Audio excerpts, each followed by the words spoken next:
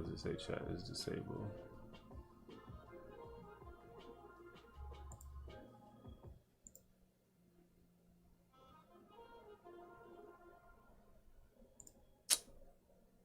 No, it's not. What the fuck?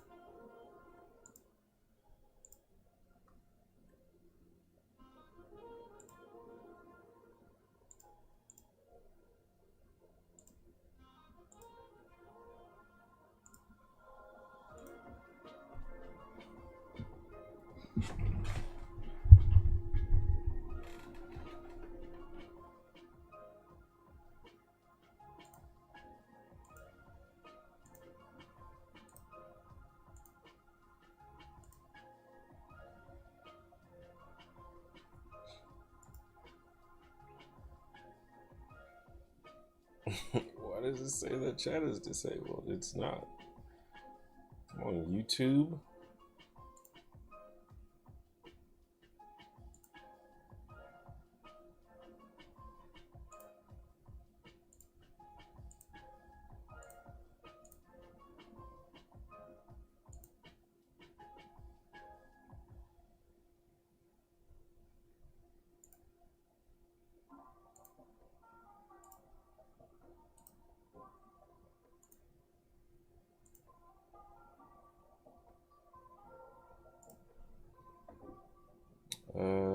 One second.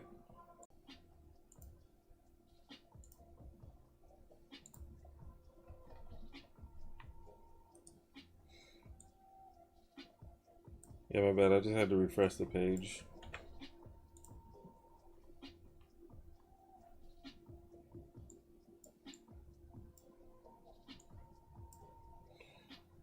Yeah, see, that's what I was talking about. Like, I think that's why the camera didn't load at first, because I don't know, my computer for some reason was struggling to compute. I don't know why.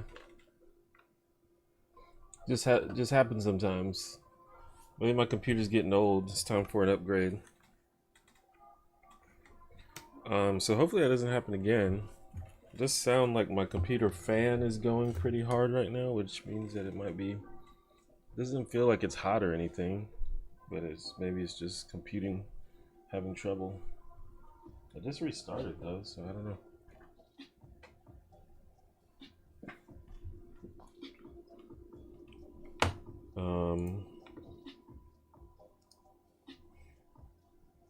Try to quit some programs just to increase the likelihood that that doesn't happen again.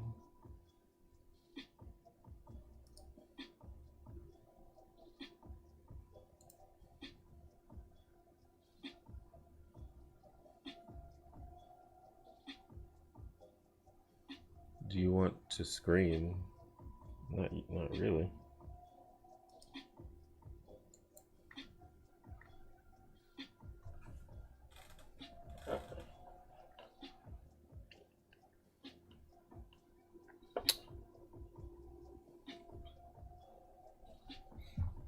I mean, this is a pretty old computer because I bought it. Well, it's a refurbished computer.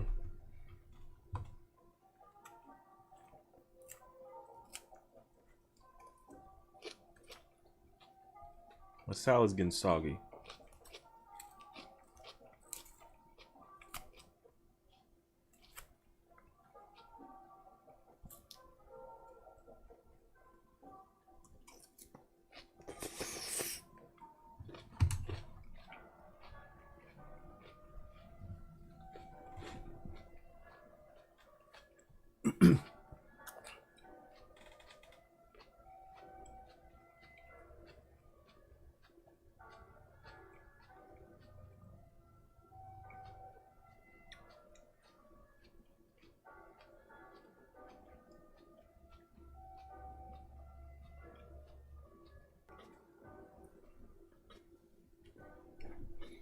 It's Monday, not Sunday. That's true. That's the joke.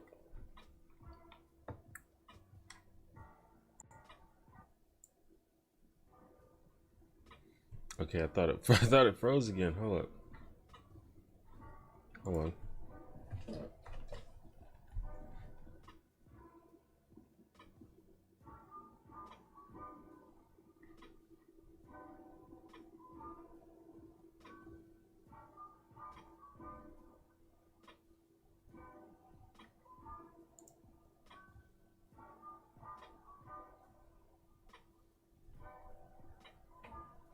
Yeah, for some reason OBS is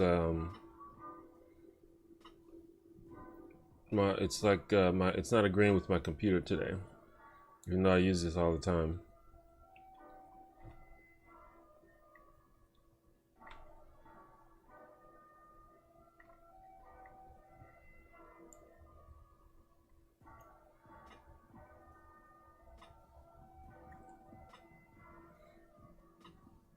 The blue light. I think that might just be the white balance.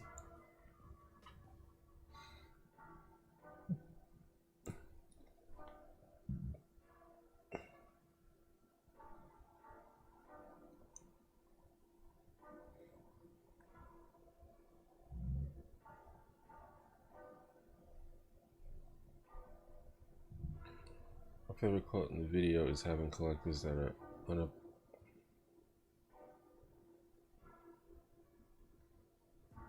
Oh. Okay.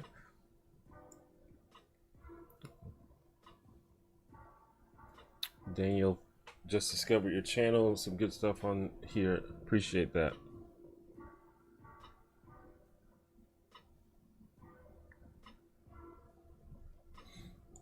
Yeah, well, yeah, the screen is probably part of what the blue light is as well.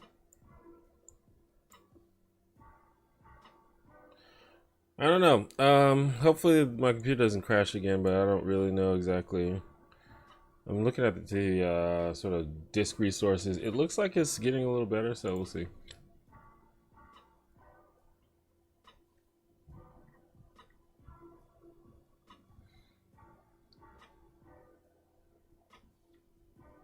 How do I make my mother stop being bitter all the time? I have no idea. I don't know your mother. I feel like oftentimes when it comes to parents and older generation, it's really hard to get them to, you know, change their general disposition because they're so set in their ways at that point. And I feel like most people, most adults are set in their ways. It's hard to change adults.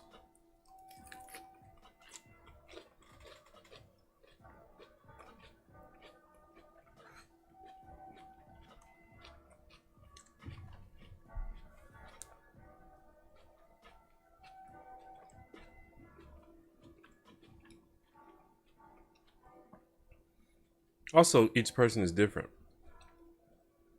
So what works for one person might not work for another person.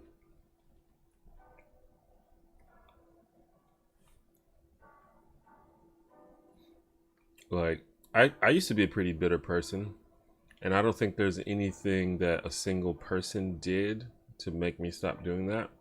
Like, it really was kind of on me to decide that I didn't want to be like that.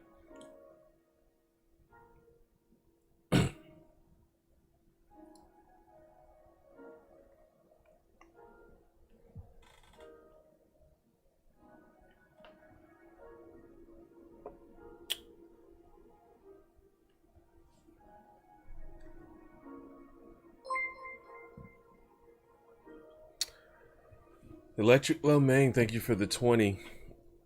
All right, let me get my donations in case we get another computer crash. Do you think Amazon, Google, Facebook should be broken up? What is your opinions on monopolies in general? Well, monopolies are bad. I think that is sort of like the theory behind competition and competitive markets is the more competition there is, the better. That's kind of like the theory behind capitalism. So when we sort of distort the system to allow monopolies, that's obviously bad. And I think it's bad for pretty obvious reasons. It's hard to talk about breaking up companies because it's like we should have had a system that prevented them from getting that way in the first place.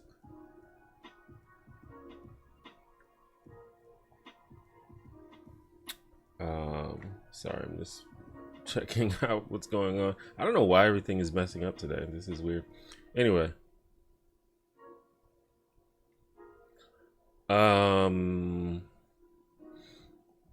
But just in general, I don't know about specifically breaking them up, but once we reform the system, it's probably going to naturally result in a lot of these large corporations taking hits, which may result in them being broken up or becoming smaller, definitely becoming less profitable, definitely rich CEOs making less money. That's just going to be the natural result, because the idea is to prevent them from divesting all of their money either into the pockets of their executives or into the company, rather than into the pockets of their workers and into the government system that protects normal people.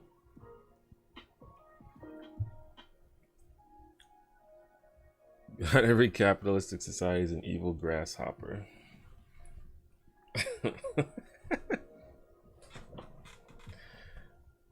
Once again, Josh is doing his best to make the stream about A Bug's Life.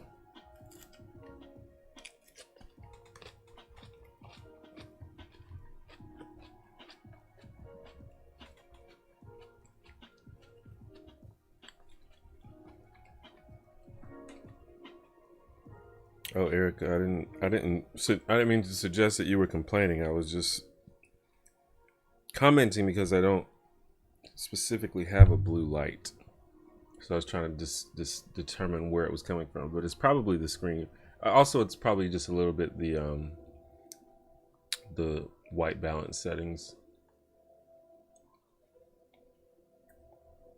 What's your opinion on the Black Panther Party and Black Marxists as a whole?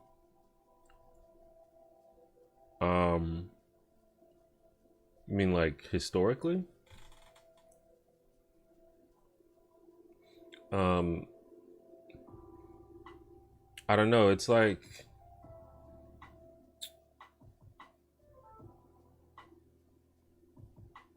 I never want to like. I can only speak for like what I think I would want to do, or what I think the best ways to go about things are, but I would never suggest that I somehow know the answers to the correct way to do activism, or to, you know, reform or change society. So I kind of generally, you know, back any kind of strategic movement that is trying to do something to change the world and make it better for people. I may not agree with every single thing that they do, and there may be certain things that I strongly disagree with, but it's hard for me to comment beyond that. Like historically, the Black Panther Party is basically about sort of armed resistance and armed revolution against the government. And I'm very super strongly anti-gun, so that's like a very distinct clash between that movement and my personal ideology. But I'm not gonna sit here and, you know, condemn the Black Panthers because they're not the main problem that's going on in the world. You know, they weren't the main problem. What's up, Morgan?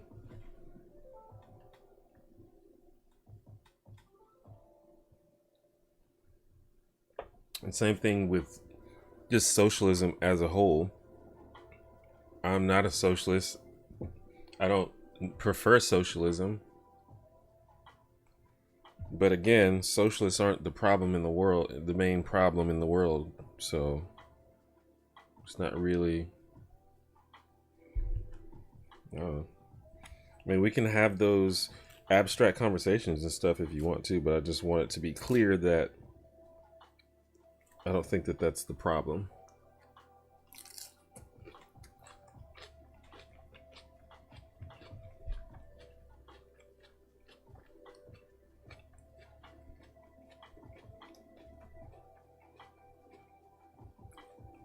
What kind of camera am I using?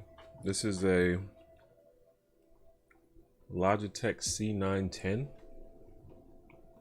It's a fairly old camera. They're like, I mean, they've made maybe like 3 or 4 better versions of this camera since I got it. Electric Lo Mein, $5. Thank you. And just to make it a cool $100 for the month. Views on Chappelle 846 YouTube special. Oh, I thought it was amazing. Like, I don't know. I feel like in the actual special, Dave Chappelle didn't say anything that no one else has said before. But he's such a good presenter and a good speaker. And, you know, it was a very emotional monologue, and I really enjoyed it. You know, there's you know, nitpicky criticisms that people could make, I guess, but overall I loved it.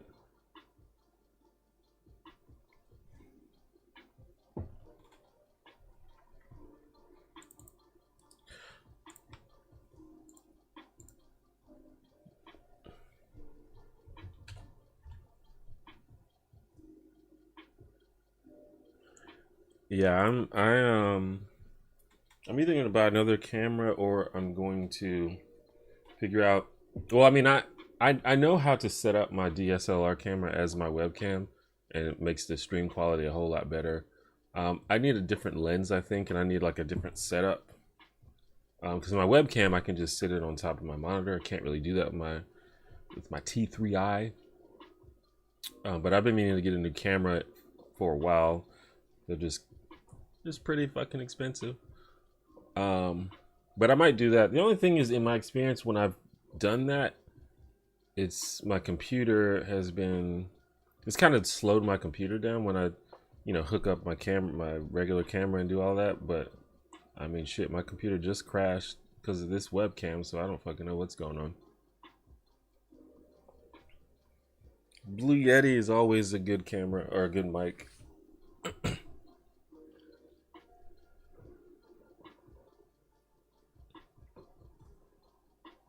Did I attend any of the protesting vigil events happening? No, I did not. I definitely backed the protests, but I'm too much of a hypochondriac to be out in public with people right now.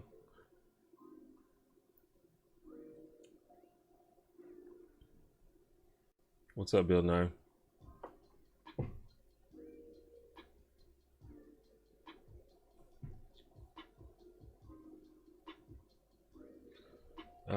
But yeah, because I'm actually like I've been talking about this kind of a little bit on the stream and stuff, but I'm about to start putting out a lot more content, and that's going to include streams, and I want the streams to like look good, and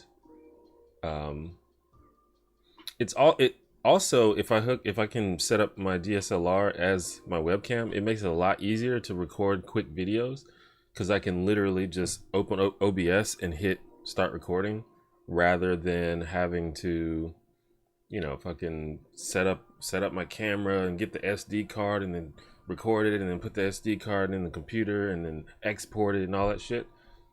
So that will make it a lot easier to do, just like, you know, quick webcam videos for things like that. So I definitely want to get that set up because I want to make more content. If I didn't have to work, I would never leave the house. You know, it's interesting because, I mean, you know me, I've always been the type of person that likes to go out and stuff, but I've been enjoying not going out, and I kind of don't miss it.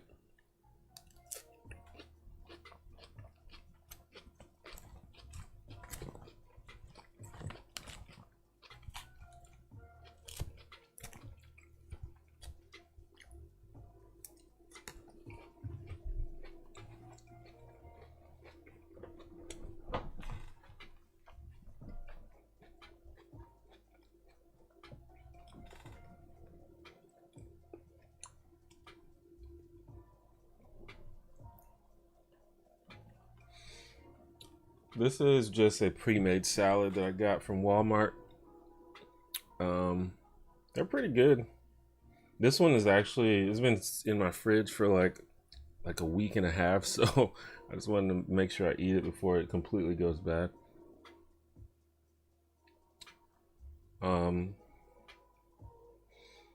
Yeah, like, it's just like I like salad, and salad's pretty easy to make, but when you can just grab a pre-made salad and just eat it, it's good.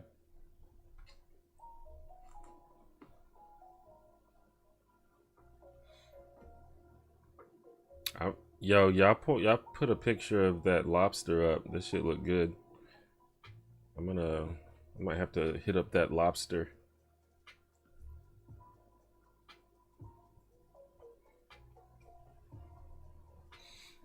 Like, I still want to see my friends and stuff, but I'm just more interested in like maybe going to the lake, or like we recently started our D&D group recently started meeting back up in person again. We were doing it online for a few weeks, but we just recently started meeting back in person, and that's a social activity that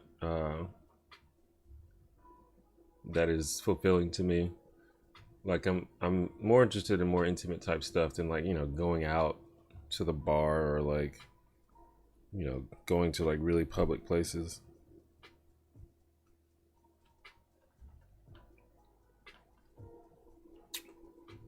What shows? I don't know. I haven't watched anything. Um, I randomly. I mean, I don't watch new stuff, and like I watch shows like years after they come out, or I watch just old stuff that I like. Like, I mean, I've watched, you know, Letterkenny like 3 times, but I don't really know what the new shows are. I randomly watched uh, a bunch of All Real Monsters the other day. It's on Amazon, and that show's good. It holds up. I love it. So that's the type of stuff I watch. I have not watched Doom Patrol. I kind of wanted to check it out though.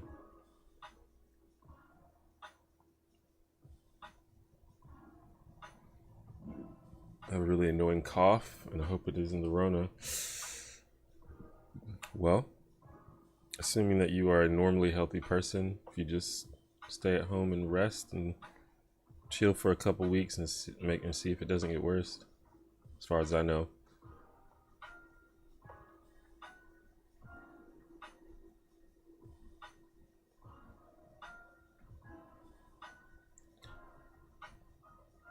We just hit level 5. Yeah, my party. I mean, to be fair, they're leveling kind of quickly, but we have been playing for about a year almost, and they are level 10, I think, 10 or 11.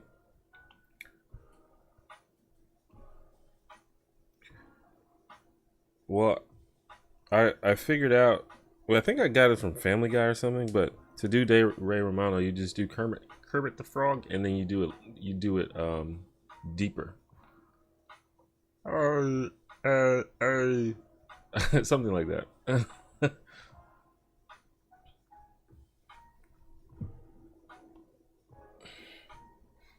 I can't really say words. I can just do like grunts and sounds. Um,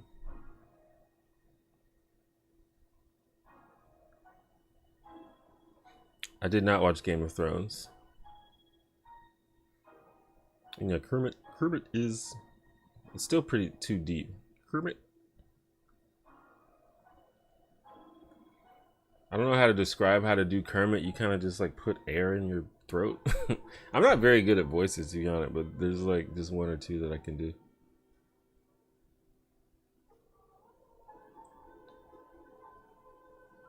I've actually been studying accents and stuff specifically for my D&D game, so I can make the NPCs sound cool, or at least sound, somewhat cool. I'm not good at any accent or voice, but there are some that are memorable enough to work.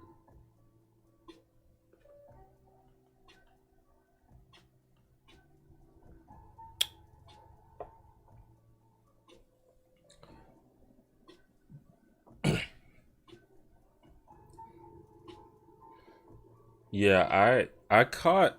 I didn't say anything, but I watched just a few minutes of y'all's game one time when y'all were streaming it. I've been doing a lot of like homebrew stuff for the players. It's really fun.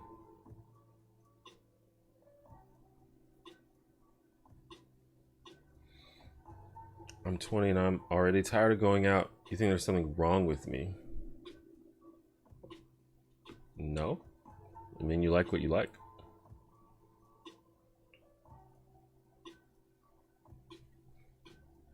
I feel like what a lot of people, a lot of my peers did was they kind of just went out and went social, or or they went out and were social, and I know a lot of people that were just hardcore. You know, they went out all the time and got fucking wasted, and then eventually either like they like found someone that they wanted to marry, or they found a job that just made it impossible for them to go out all the time, and then they just kind of stopped.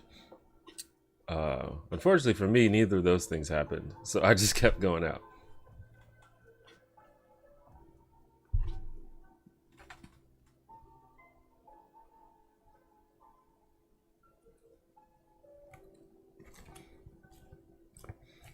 And it's not like if you are okay with staying inside, especially like when it comes to like drinking, like going out and binge drinking is not a good thing to do. Like it's not healthy. Like when people talk about it as if you're doing something wrong if you don't do that, I think that that's incorrect. The less that you binge drink, the better it is. It's not a healthy thing to do. But you know, I think that being social and meeting people and all that stuff, that's all good.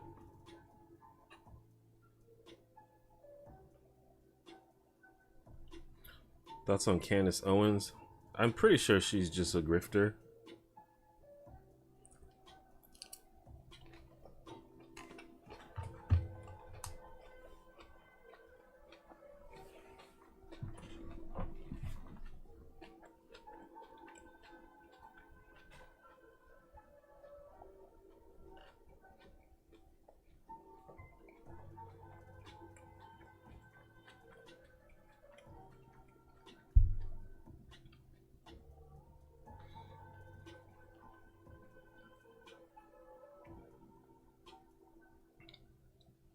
And in my town, at least, there's not a whole lot. There's not a whole lot to do at night after a certain hour, except go and drink. So it's like become a big part of the culture. And I think, you know, I think it is fine for people to have a healthy appreciation for alcohol. And it's even fine for, you know, people to party and wild out every now and then. So I'm not saying that, but um, you just have to be careful with alcohol because it literally changes the way that you think and perceive the world, and usually in a negative way. Do I smoke? No.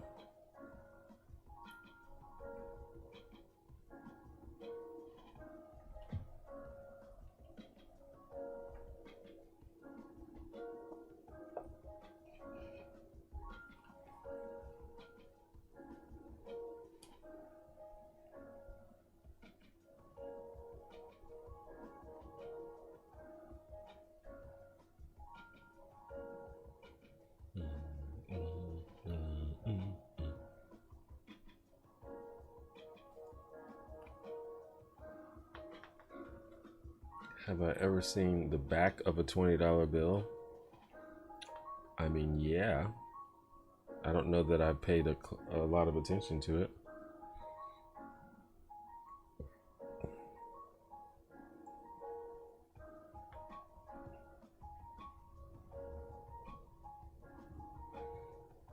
Do I have a favorite Doja Cat song? I think that I have heard maybe 3 Doja Cat songs total.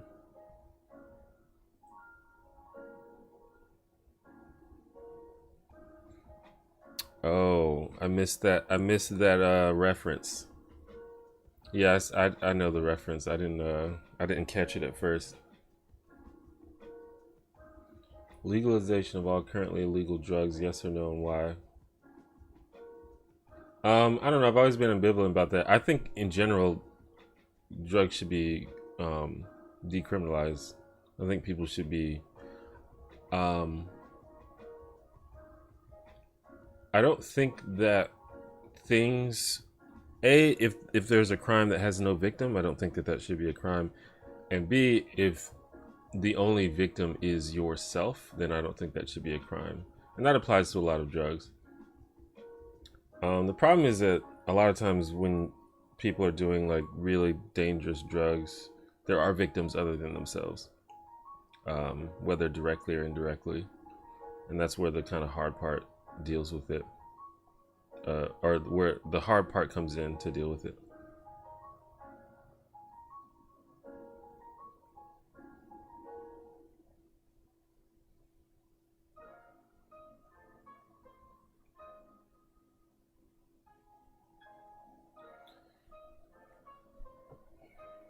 Do I watch anime? Not really.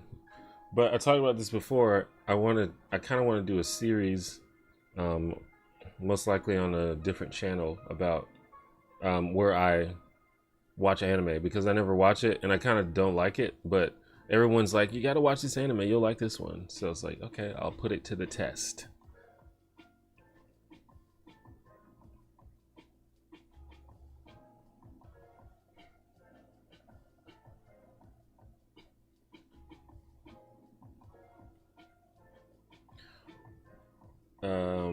The best shoulder gear is between 2 and 3 glasses of wine. If you go any higher, you spend the rest of the night trying to pull yourself together. Yeah, I mean, it depends on the person. Some people are pretty good at holding their alcohol and not like losing control. But, you know, even in, it depends on the person, really. That's all I can say. Because there are situations where, you know, in a controlled situation, if you're just at home with people you trust, and you have no intention of driving or anything like that, you can just like get fucking trashed and act stupid as hell and dance and then pass out when you're done and feel like shit the next day, but at least you had fun.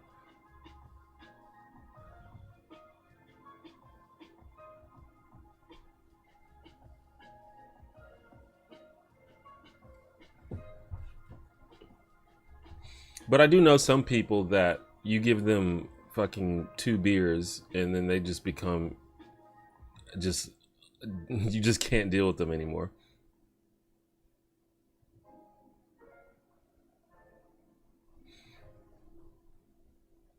Like I think I can drink a decent amount before I like get crazy, but the problem is on the outwardly I'm usually pretty chill, but inwardly I can like make some bad decisions, like continuing to drink. It's like, you know, I'm not, you know, screaming and yelling and, you know, fighting and doing dumb shit, but in my head I'm like, shit, man, I could take 3 more shots, I'm good, even though I've been drinking for like 6 hours.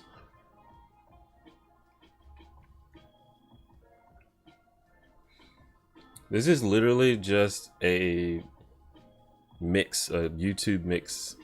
Just like I think it's called chill lo-fi hip hop mix or something like that.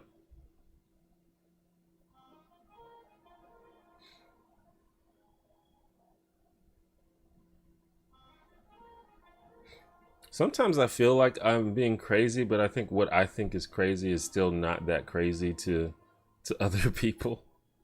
But I have definitely like, especially like back in the old day, like the old Plaza days, I've gotten pretty buck every now and then.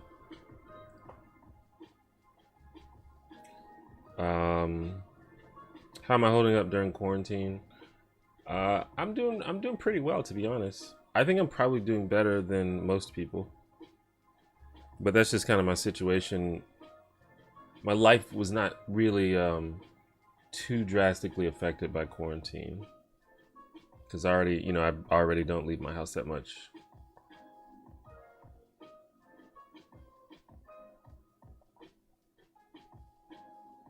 Majestic casual. Yeah, I was just trying to find just some chill music that wouldn't get me copyright copyright struck.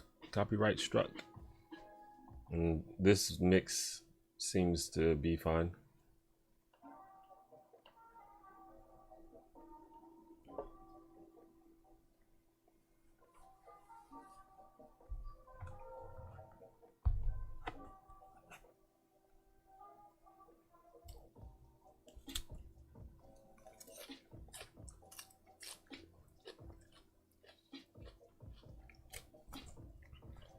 The only problem with these pre-made salads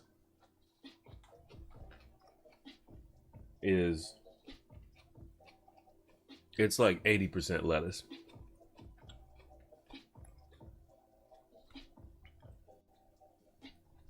That's something that I mean, I guess the lettuce is there to give it like a crunch and to give it texture. But it's like obviously the lettuce is like the least interesting part of the salad.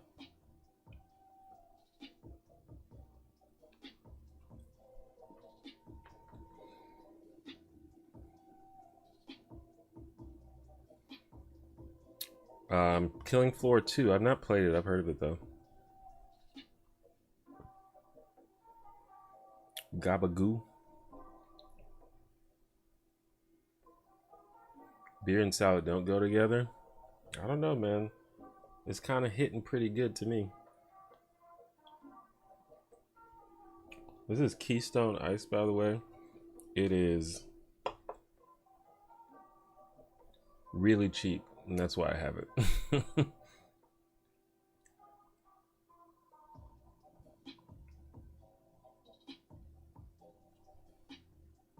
Some French streamers are creating lame music for free during their streams just to protect the copyright thing. Anything like that happening in your countries? I haven't heard anything like that. That's pretty funny though. I mean, I get copyright. I just think that I just feel like the music industry should have figured out a way to make this work. But I mean, I understand it. Like I've talked about this before. Like I wouldn't want someone to just stream one of my videos in full without my permission. It's like, hey, that's mine. That's mine's. So I understand why the people who own this music don't want people to just play music. Maybe you could argue that music is different than like video content, and you know, we interact with it differently. But I don't know. It's just something that we have the technology to solve, and I think the music industry is just stuck in the Stone Age and doesn't want to update their business model.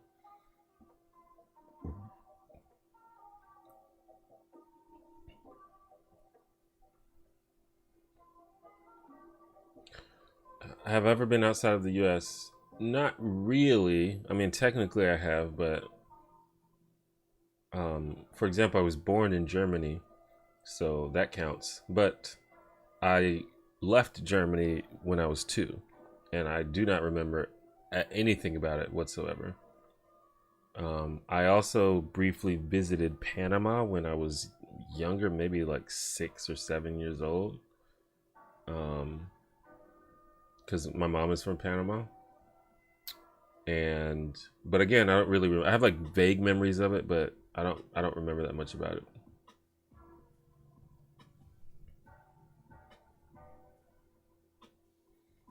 Yeah, my dad was in the army.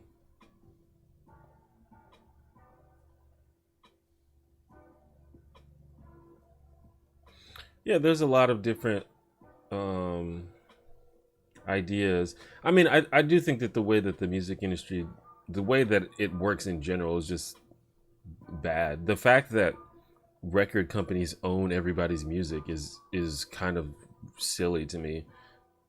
Um, Especially nowadays, like that shouldn't even be a thing anymore. But you know, there can be things like, you know,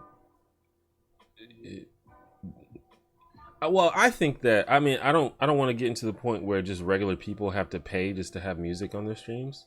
But I think that Twitch itself should work out some kind of licensing agreement with these companies. And, you know, for example, on YouTube, what's more likely is that you're not going to get a copyright strike. What's more likely is they're just going to put ads on your stuff and take the money from it. And honestly, like, that's an okay trade-off. You still get the music. You just don't get to make money. That sometimes they overstep their bounds with that. So it'll be like you used, you know, 12 seconds of a song in a 10-minute video, but they still want to take all of the revenue for that video. You know, maybe that's not fair, but you know, but I think Twitch is going to have to work out some stuff with these labels, just like YouTube did.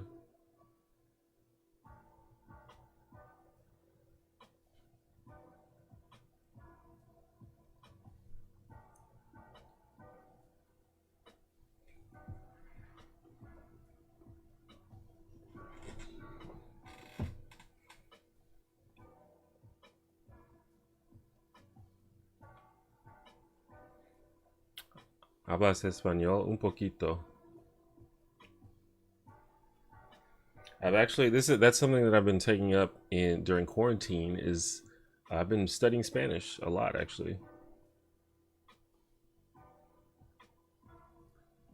Recommend some non-political YouTubers.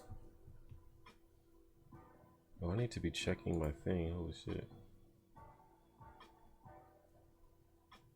Sorry, I'm waiting for my brother to send me a message, and I need to be paying attention to that, actually. Non-political YouTubers. I don't know. I watch so many YouTubers. Like comedy or educational or gaming. Yeah, I use Duolingo.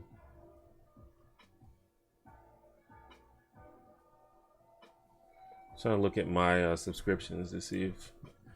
Well, I always recommend Jana Marbles because I think her channel is just super wholesome and I love it. So if you're into that.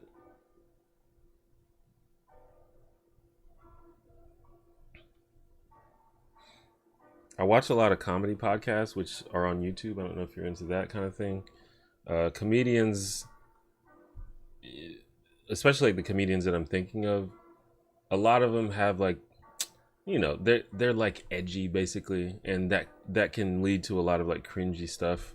So if you don't want to watch that kind of stuff, then I can see. But you know, I watch like Bobby Lee's podcast, Tom Segura's podcast, Chris D'Elia.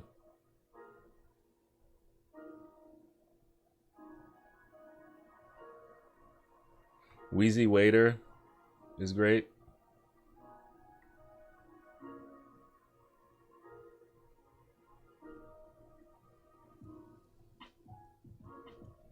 I'm looking at my subscriptions. It's like, I feel like it's like 90% gaming these days.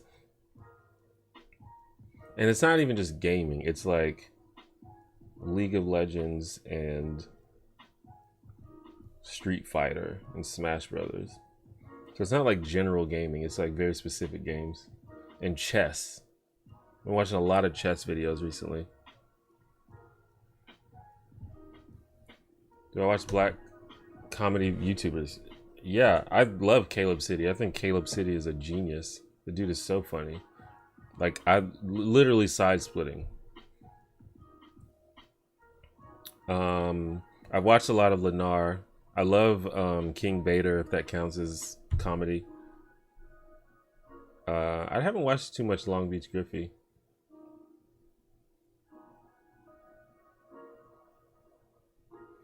Do I purposely not watch YouTube in my same content area?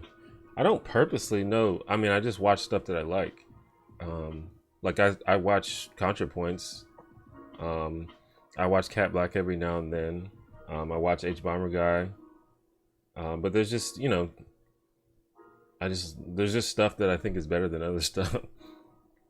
Like I appreciate, not even just better, just more for me, more that I like. So there's a lot of people I support, you know, people making political YouTube and stuff like that.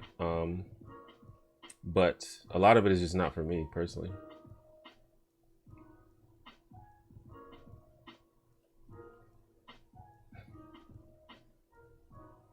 but some of it is for me. Like I think ContraPoints is like the best YouTuber. So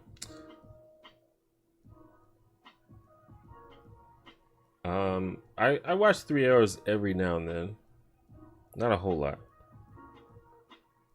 The favorite league team, favorite pro FGC player, and why? I don't really watch a lot of professional league. I should probably watch it more, but I don't know. I don't. I'm much more interested in like learning how to win solo queue and like watching streamers and stuff. I'm not super interested in the pro scene. Like it's cool every now and then, but I just feel like it's just like a different game almost. So I mean I back in the day I used to like Dignitas just because Skara is the homie and I'm a cutie pie is hilarious. That's kind of the only reason that I was a fan of that team, but that that was like 5 years ago or something.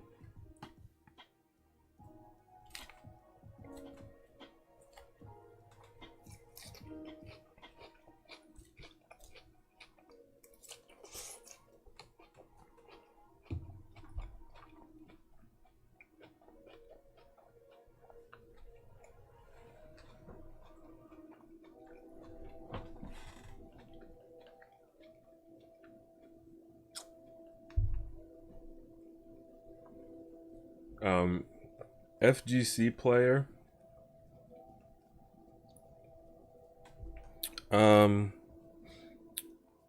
Let's see. I think Justin Wong is dope. I mean, I don't know. I just kind of like. I'm trying to think of. Like, there's players that I like, and there's like personalities that I like. Like, I like Justin Wong as a personality. Like, his stream is good, his videos are good. But then there's like players like fucking Knee, the Tekken player. It's like, how are you so good at this fucking game? It's ridiculous. And like Punk, the Street Fighter player, dude's amazing at the game, and it's just like mind blowing to watch him.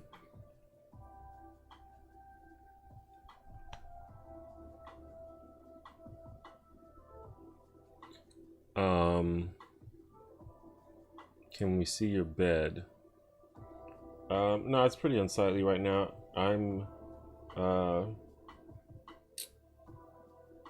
There's like a pile of clothes on it that is, after the stream, I'm gonna put it in the laundry. CGP Grey and Tom Scott are great too. I should have recommended some educational ones because you might be into that. But yeah, those are two very good channels.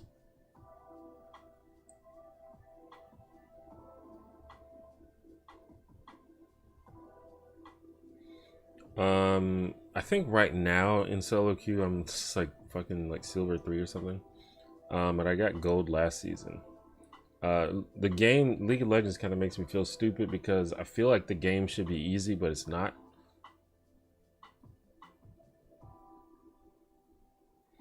And I've been playing. I main the ADC role. And that's probably why, because the role's hard to win with, but it's fun. But I think I've gotten a lot better, and I probably just need to play more, and then I'll be fine.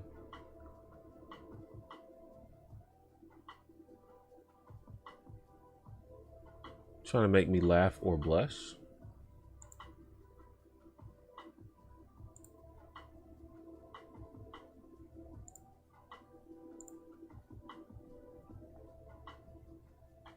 Social media net benefit to society? Probably not. I think social media was a mistake. I feel like, I don't know, YouTube is hard to say because YouTube is technically still social media in my opinion. But I think that YouTube has done a lot for both the world and for individuals, including myself. So I'm kind of biased probably. Like, I mean, I have a dream job, and the only reason I have this is because some bros one day decided to make YouTube. So it's hard for me to give a non-biased assessment of of whether YouTube is good.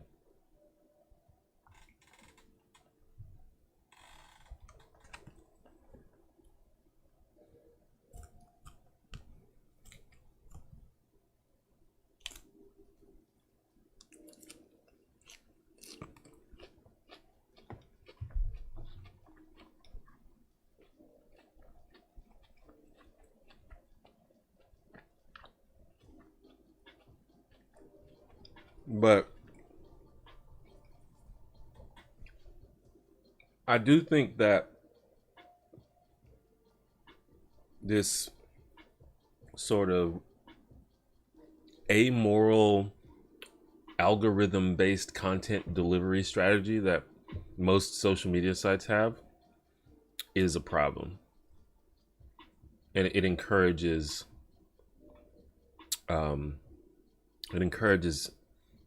just bad things to happen on the internet. It encourages bad interactions. It encourages fake news. It encourages outrage-based content. It just encourages negative things overall.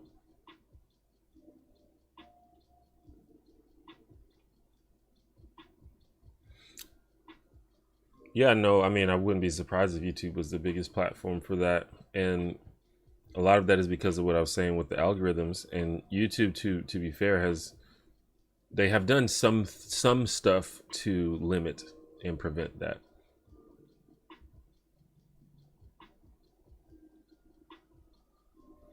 Like one of the reasons I'm less hard on YouTube is because YouTube actually does stuff every now and then. You know, they don't have like a Mark Zuckerberg or the guy, I forgot the guy from Twitter, but those guys who kind of just like, hey man, we're just gonna let it do what it do. You know, we agree that it's bad, but free speech or whatever. YouTube is not perfect at that, but they have done things. They have done some things. For example, you can't make, like, the algorithm won't surface Nazi videos anymore. Like, you won't get them in your suggestions anymore on YouTube. And also, you can't really make Nazi shit on YouTube.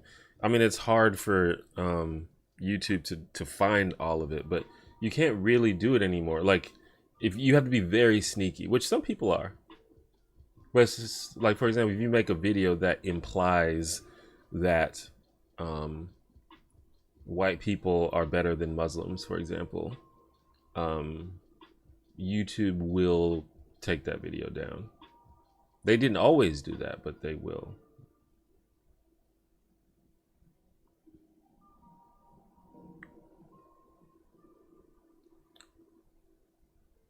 In the context of A Bug's Life, I need to watch that movie again, I guess. I feel like I've only seen it once.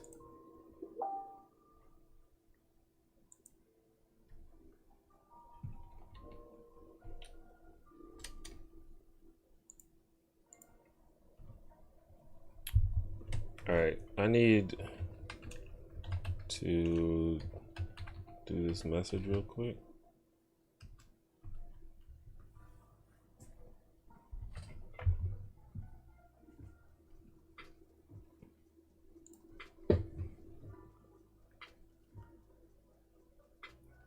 Well, the comments are usually the people who are more likely to comment are the people that are the most likely to have wacky views.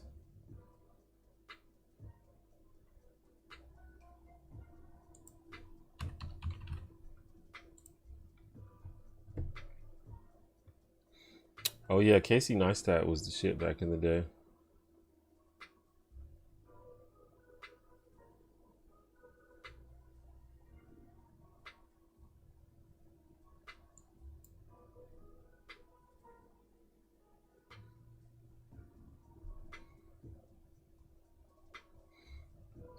All right, give me like, well, I'm still here, but I need to divert my attention for about 5 minutes, so I'll be kind of distracted for a second.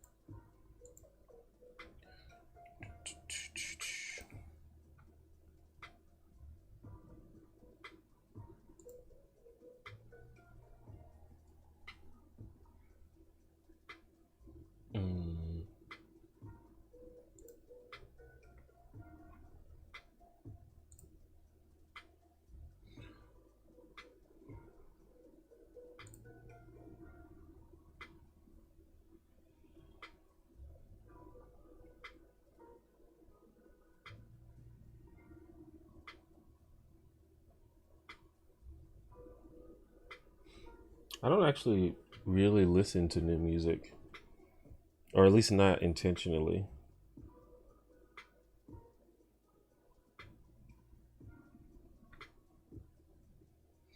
Like when I discover new music, it's usually just randomly something that I happened upon.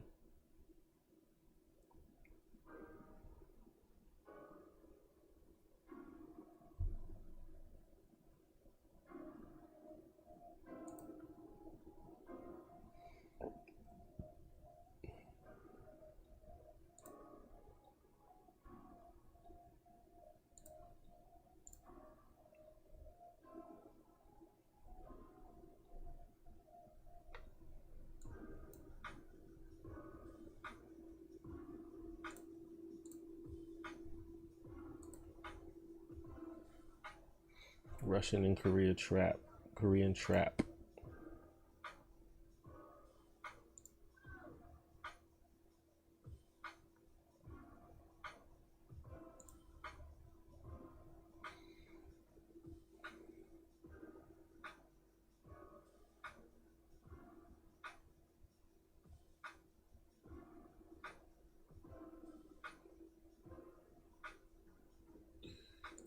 Mm,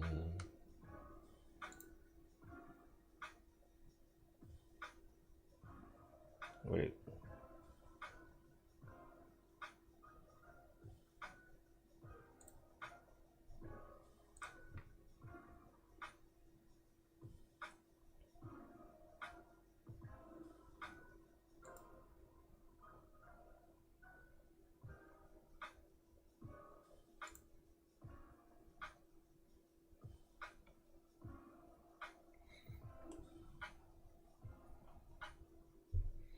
Oh, what did you get copyright for the Russian trap and stuff? Wait, am I doing this right?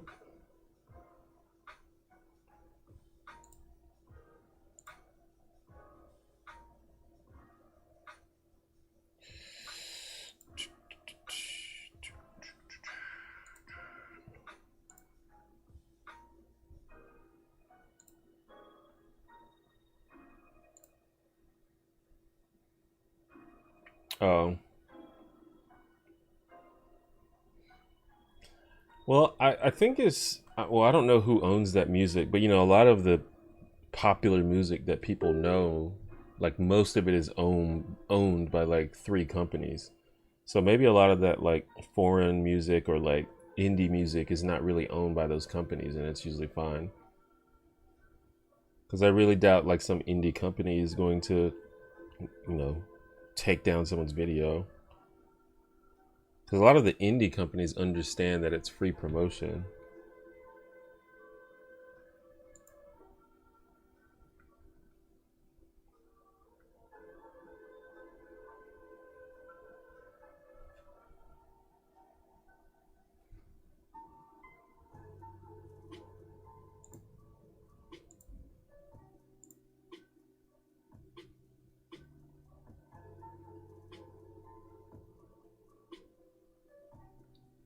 What the fuck?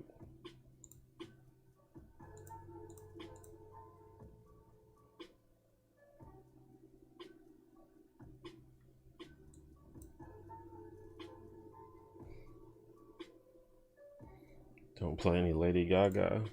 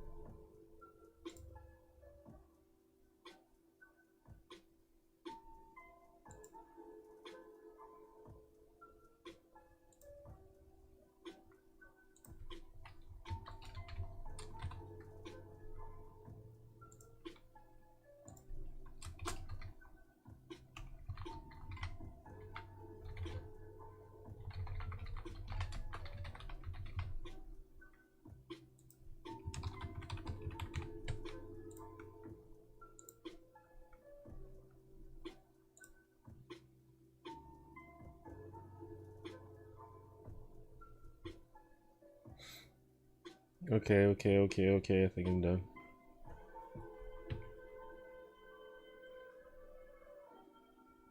My bad.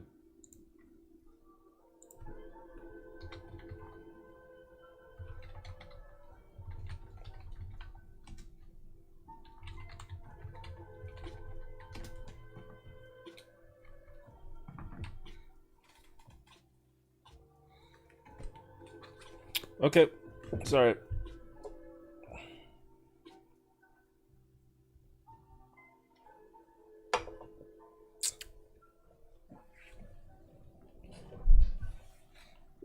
I might get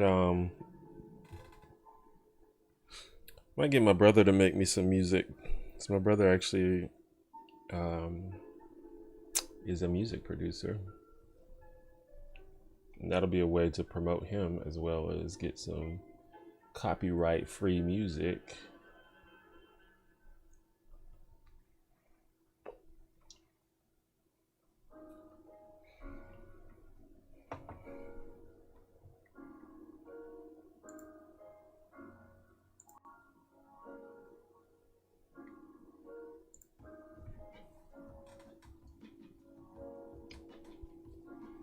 For those who don't know, the outro song for my videos, that was made by my brother.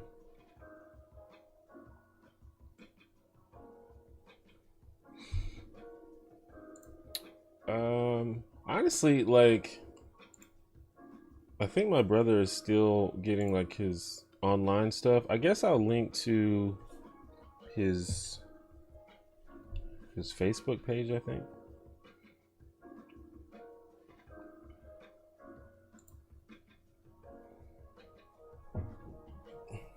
Like, he had a website set up before, but I don't think he uses it anymore. And he has a YouTube channel, but he doesn't post on it.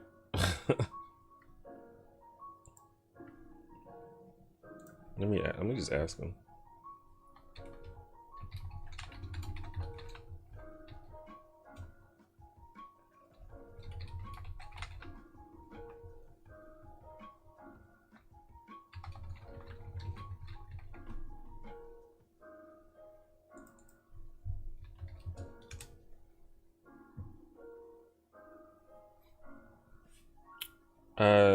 Yeah, he goes by John Ivory.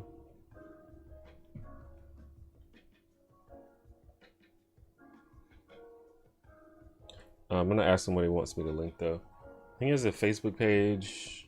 He has a YouTube channel, which he says he's going to start using again, but he has not. He had some momentum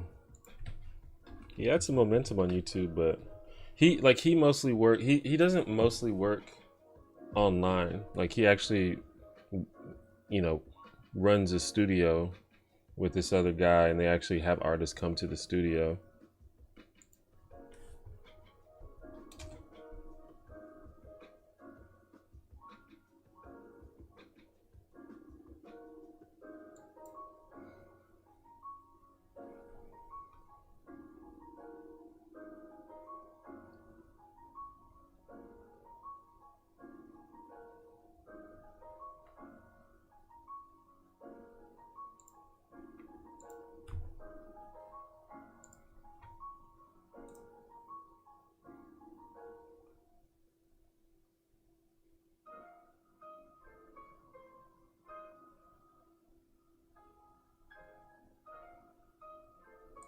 Let me see if this website still works. No.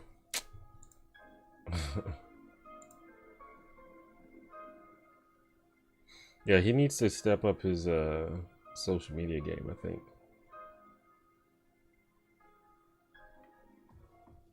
Maybe his Instagram is what he wants people to.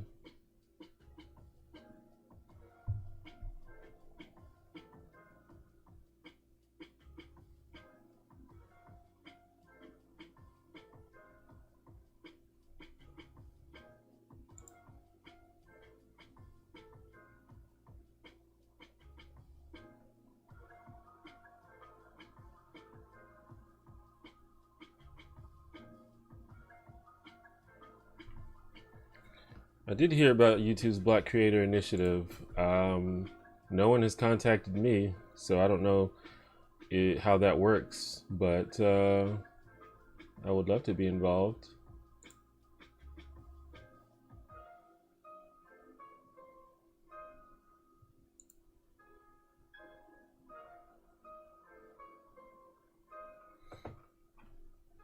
I need to make sure I check my email every day, make sure.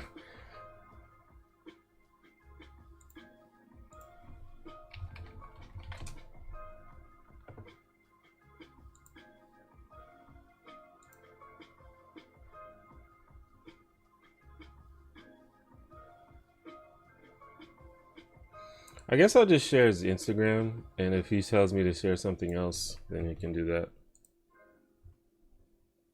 Yeah, it says that they are investing $100 million into Black creators.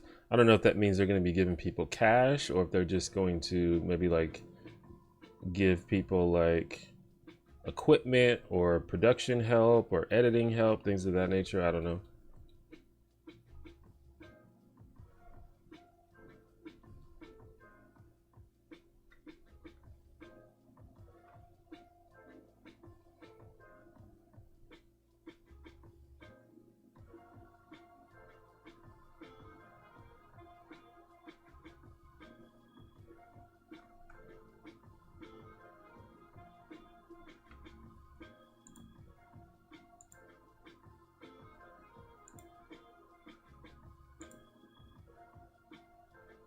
What would most benefit me? I don't know anything. It I mean, I can take whatever, but I mean, I could say like what do I need, but a lot of times it just depends on what works for both parties. Like I think the thing that I need the most is more space, but I don't know if they can give me that. I mean, but more equipment would be dope. Cash would be dope. You know, production uh production help would be dope. What's up, Twirling Haze?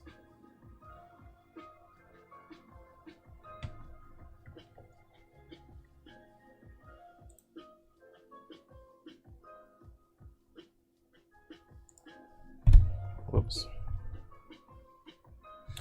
I'm checking my email. I don't think I got it. I don't think they contacted me yet.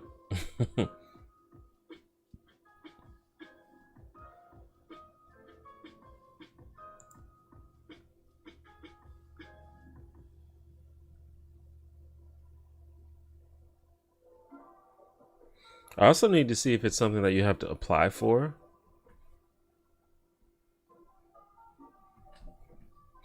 And it could be something like, you know, a few years ago they did something like the YouTube Creator Initiative where I think it was a similar amount of money. I think it was less money actually, where they just gave a bunch of creators a lot of money to create content basically. And that's how we ended up with like Crash Course and SourceFed and a few other things, because YouTube actually gave the initial funding for those shows. So maybe it's going to be something like that, except for Black people.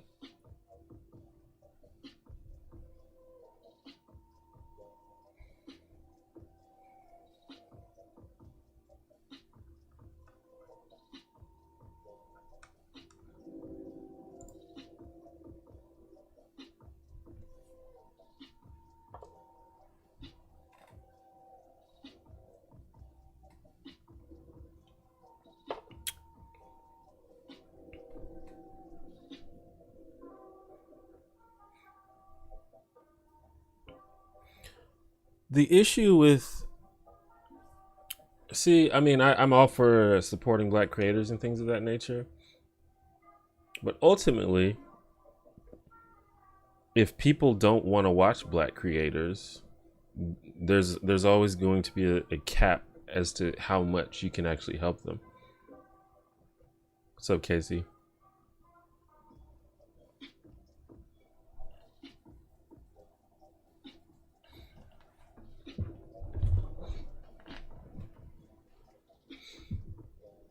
Because,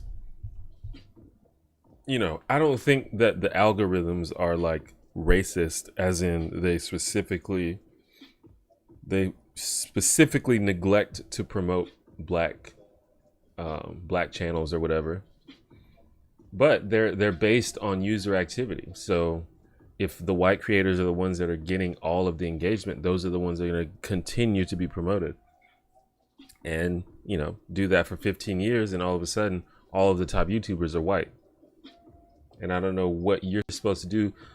I mean, you could just force promote certain people, but I think there's a cap.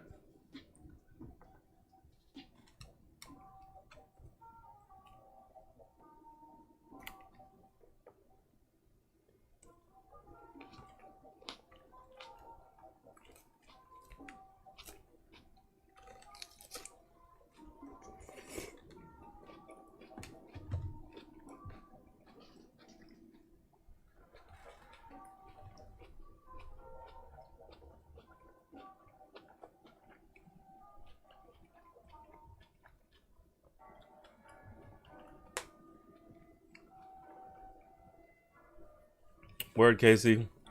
I probably need that shit because actually my computer blue screen earlier today. When the first time I tried to start streaming. So maybe that'll be better. Honestly, I mean, I assume that it's better. I know your computer is still fairly old. It's still a few years old, but I think it's probably still better than mine. By the way, can you just trade hard drives in computers, or does that work? Like, can you just take a hard drive out and then put a new one in, and then it just works like it did on the old computer? Is that a thing you can do? Or do you have to like do like a fresh Windows install and all that shit?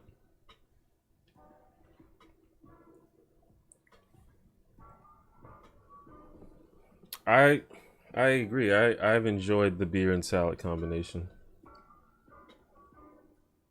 You can just trade hard. I feel like I've done it before, so I'm not making sure.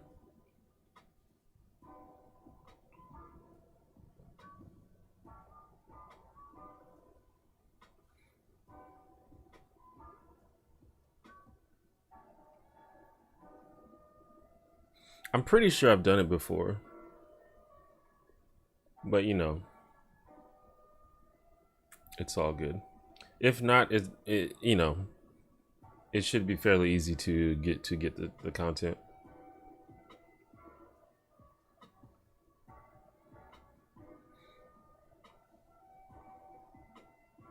Yeah, I think it'll be fine.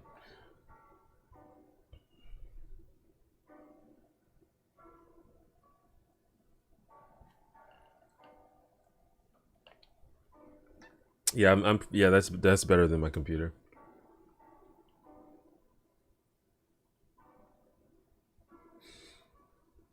And what I might do is have me a little work computer. Just like uninstall everything except Microsoft Word and just use it to fucking work.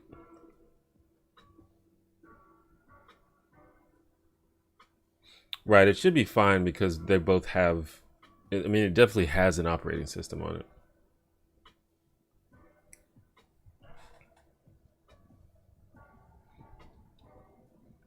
But yeah, I appreciate that, Casey.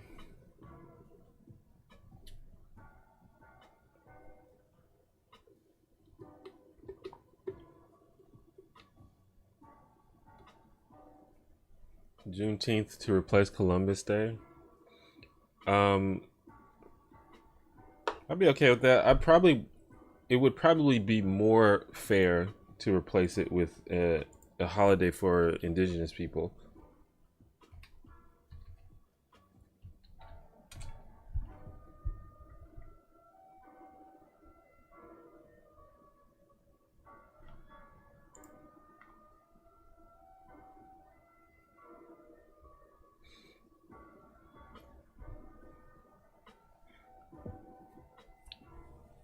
All right. If I need to like come get it or something, I can do that too.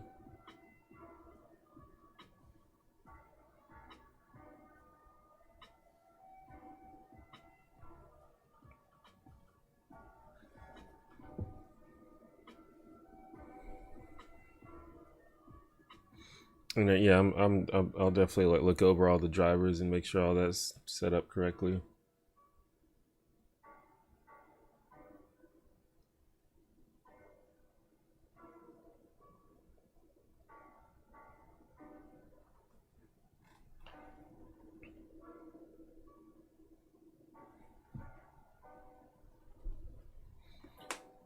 Will Biden win? I don't know. I'm not very good at predicting that kind of thing, especially when we're talking about Trump. Who knows what the hell is going to happen with Trump?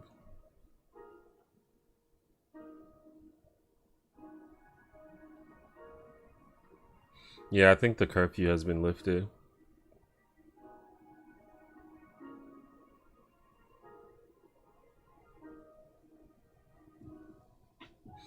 But I mean, I haven't really left the house either for any reason, even before the curfew. So we just started playing D&D like in person again, but that was pretty much it.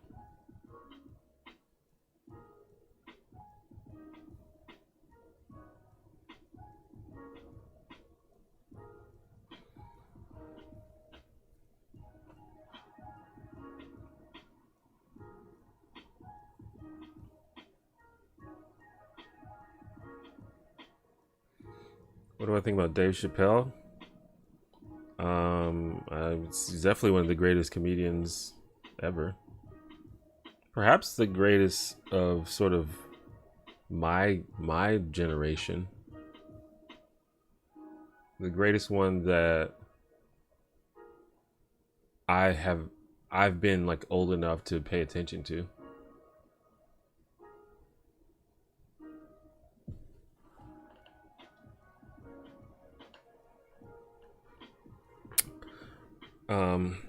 And he's not perfect. I think that he still has sort of a old school mentality about a lot of stuff, and I think in many ways he kind of refuses to sort of,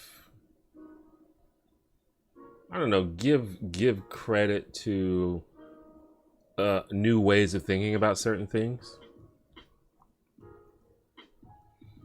But I mean, I guess that's his prerogative.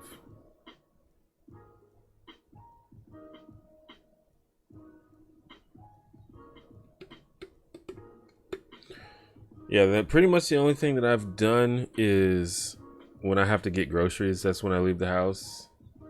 And that's always nerve wracking whenever I do it.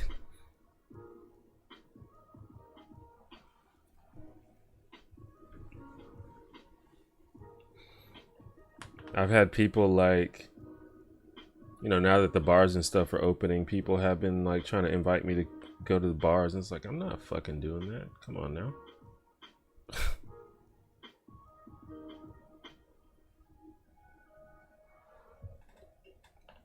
Y'all wild.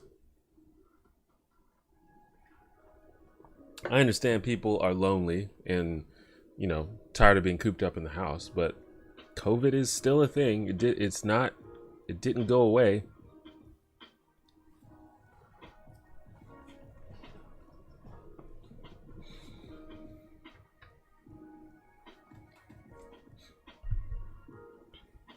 Do I have a favorite philosopher? It's been so long since I've actually like studied philosophy.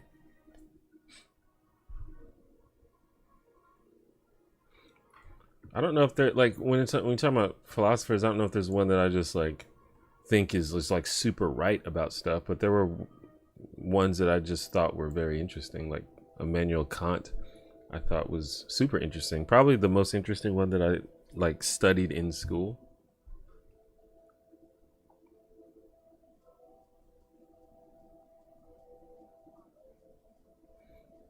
What do I think about R. Kelly? I think he's not a good dude.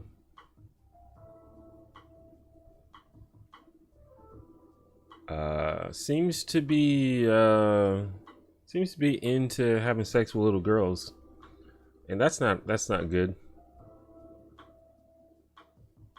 So yeah, not a big fan of that.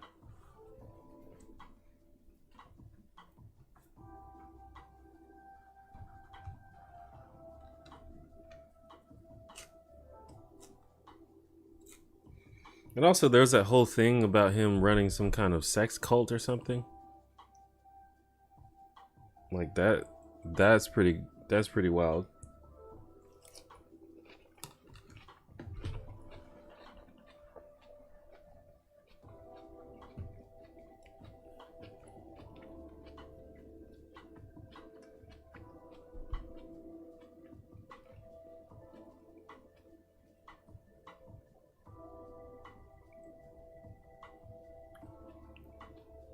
I used to work with a girl who went to R. Kelly parties when he was living in Chicago.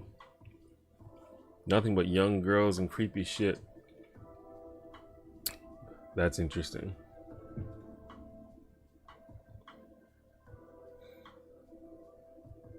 I mean,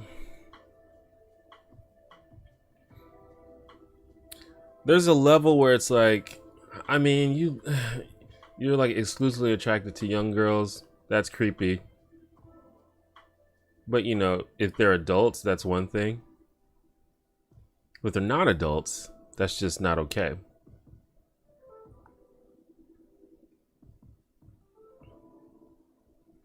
And then if you're like taking advantage of people, you know, forcing them to, you know, to work for you and like basically be your slave and shit like that. But I mean, like it's just, yeah. Overall, it's not good. Just not good. It's also interesting when you hear like those like stories from people that you actually know or like friends of friends, rather than just like reading it on the news. Those are the kinds of things that really confirm it for me.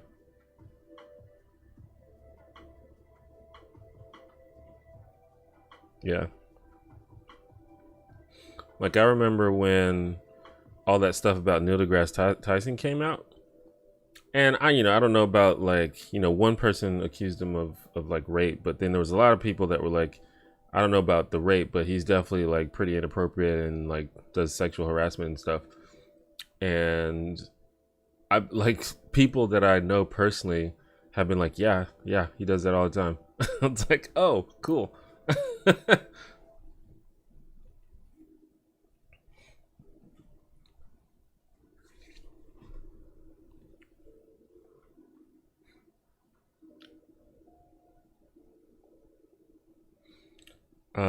But yeah. Listen, I've talked about this so many times. If you're a fan of someone's music, that's on you to decide whether you can deal with that. As long as you are not going to defend the shitty things that people do, I'm not going to tell you you can't, enjoy art. That's on you though. Some people have to like. I can't even really listen to R. Kelly anymore because I just imagine that he's singing about like a 13-year-old girl, and it's not. It makes it less enjoyable to me.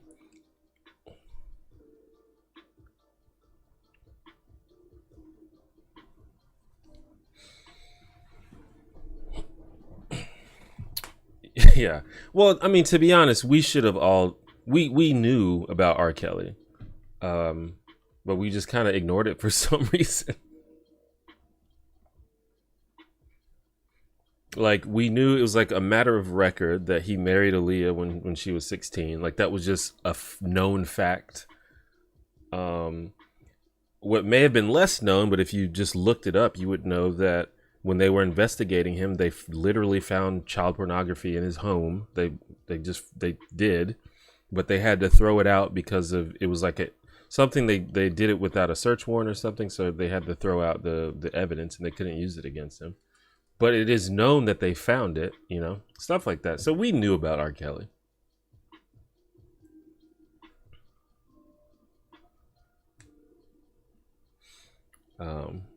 But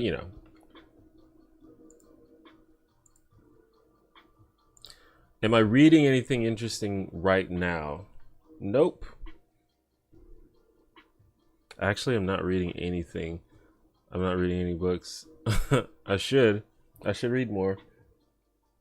I think I'm gonna order Hank Green's book, An Absolutely Remarkable Thing, because his new book just is about to come out, and I kind of want to read that. So I'm gonna read. I'm gonna go ahead and read the first one.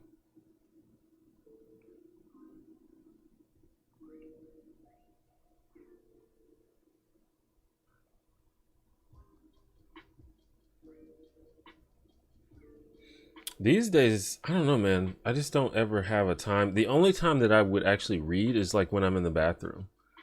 I'm always doing something else. I'm always watching YouTube or making a video or doing a stream or, you know, playing a game. I just don't ever have a reading time.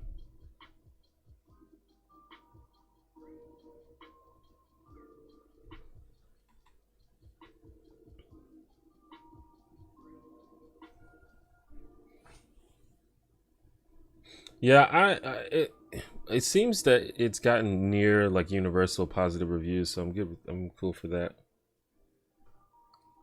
Which, you know, I was a little hesitant because it's like, okay, listen, Hank Green is like literally my role model. He is the person that is closest to doing the thing that I want to do as a career, and he does it well, and he's a good guy. He's ethical. I just love the guy.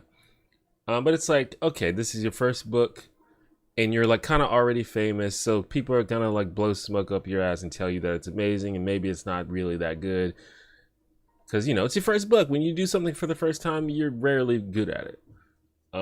But it seems like everyone loves it, even people who know what they're talking about. So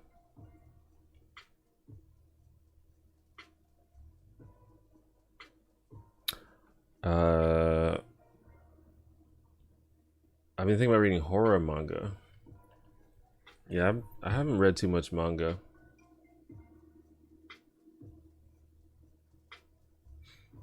But again, there, you know, I know some people that are super into it. And I'm always interested, like when I'm ever like at the bookstore or something, there's like the manga section. It's like, man, some of the stuff does look pretty cool. The Green Brothers and their consequences have been a disaster for the human race. That sounds like hyperbole.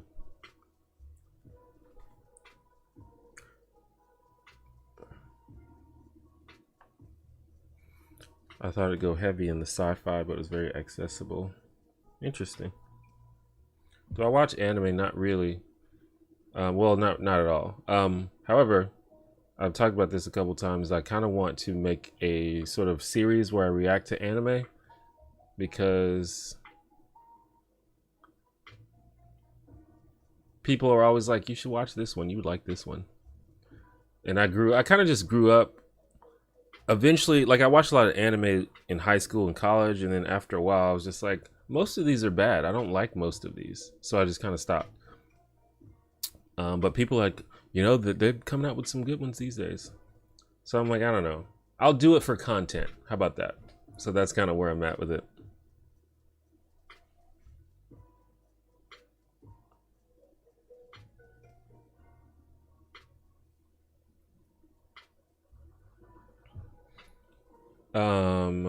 I just started a biography of Malcolm X, which has been really good. Do you mean, is it like a biography or is it the autobiography? Healthy Gamer GG. Yeah, you mean Dr. K?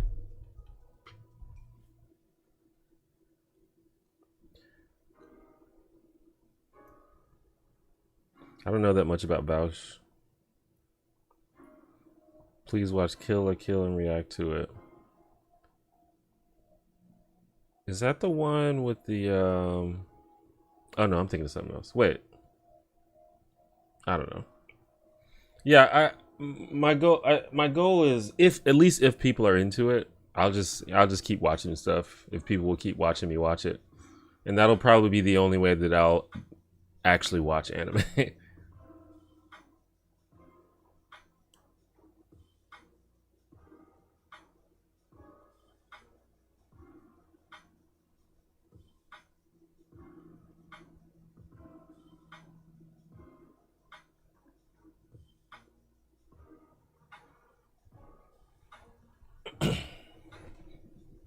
Yeah, I like Dr. K a lot, actually. I just recently discovered him. I just really just like his presentation style, and I really like the way that he talks to people with like absolutely no judgment. and that's something that I admire, and I would like to learn how to do better. Like, I'm sure that he's been trained to do that as a psychiatrist or whatever, but I just think it's good. I'm not saying everybody has to do that, but I like it, and I want to learn how to do that.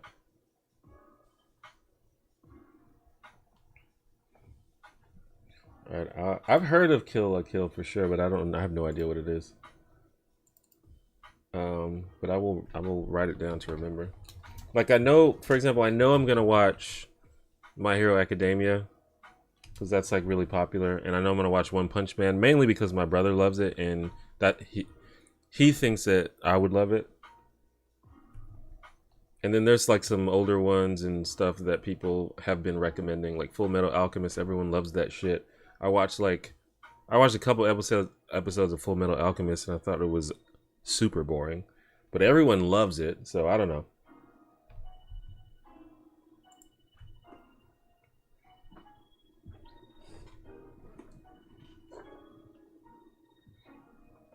I also think a lot of anime starts slow, which may be why I kind of just give up on them.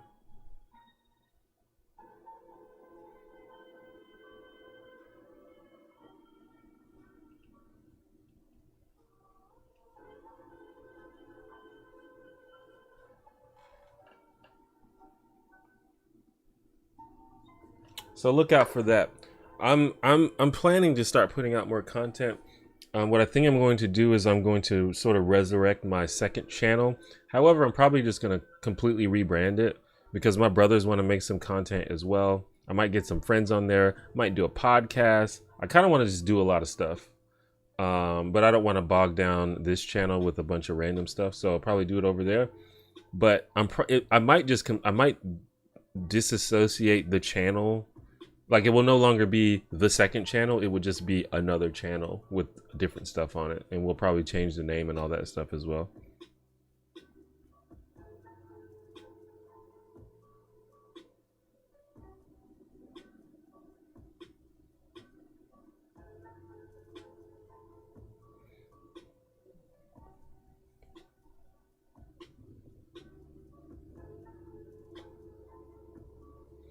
Yeah, I believe I knew. Yeah, I knew there were different versions, but I didn't know that like one was supposed to be good and one wasn't or whatever.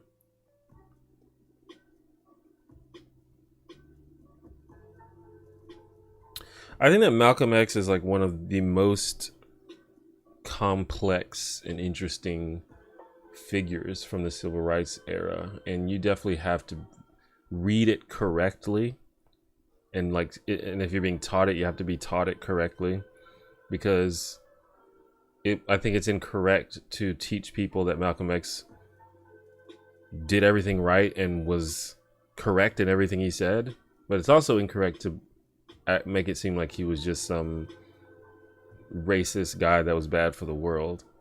You know, it's just more nuanced than that. I mean, is R. Kelly not free? He doesn't need to be freed.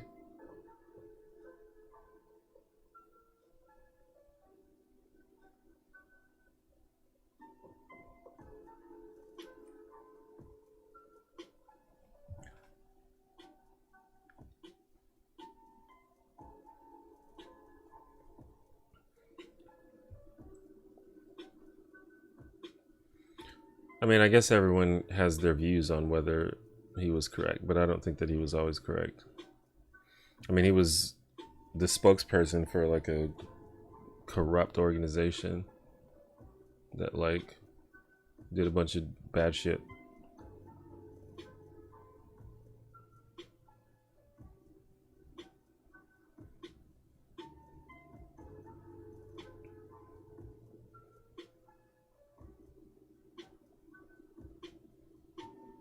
But I mean, I guess, you know, everyone has their views on that.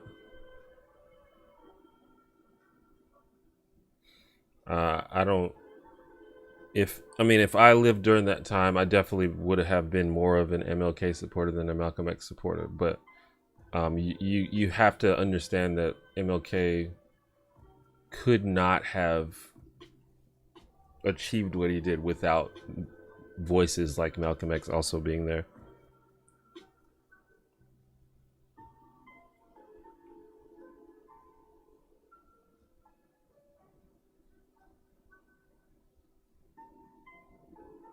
But the that's what I was wondering. Like, if you're talking about the autobiography of Malcolm X, I really do think that it's a great analysis of his life from beginning to end. And actually, the Spike Lee movie Malcolm X is a pretty faithful recreation of the book and the events of his life. Like, there's not too much exaggeration in it. Like, it's pretty straightforward. So I would recommend people watch that movie if they haven't seen it.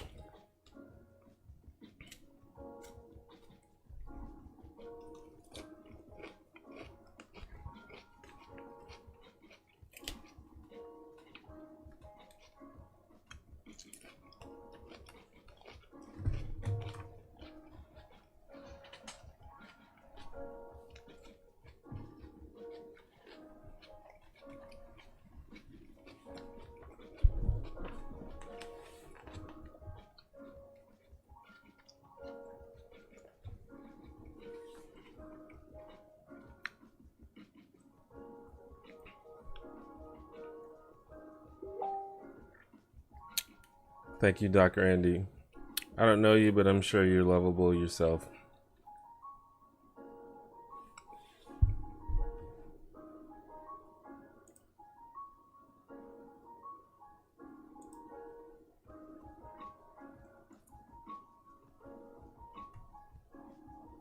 Yeah, I've actually missed a couple of the older Spike Lee movies, but that's definitely the best one that I've seen. I mean, that's like one of my favorite movies, Malcolm X. It's really good. I think I'm gonna get another beer, because why not? I've finished this one. And I'm still probably gonna stream for another 20 minutes or so, so we got time. I'll be right back.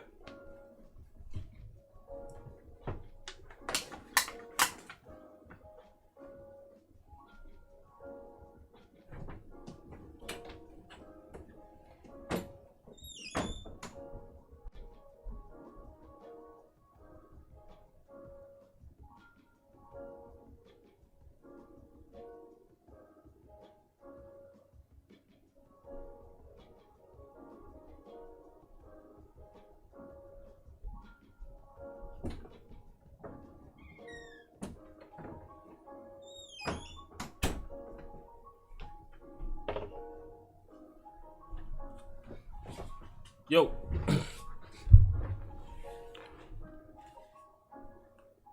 Crushing it. Get the fuck out of that state. You mean Alabama? Oh yeah, I didn't see Black Klansman. That's something I said I was gonna do in 2020 is watch more movies, and I just didn't do it. I would just watch like the latest Marvel movie, and I'd be like, that's good enough for me. I'm good for like the next 6 months till the next Marvel movie comes out. Should have grabbed 2. Well, I don't want one of them to get cold.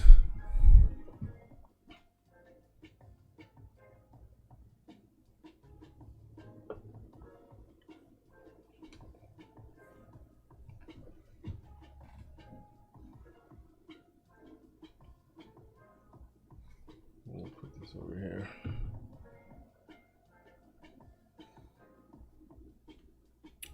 I mean, I feel like most people understand that Get Out is a masterpiece at this point. It took me a while to finally see it. I actually didn't see it until like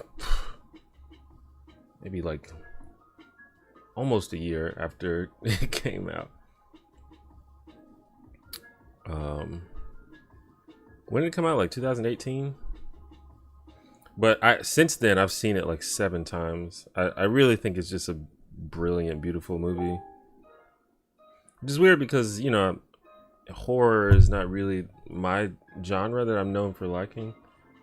It's arguably not really horror. It's like more of a thriller, but still.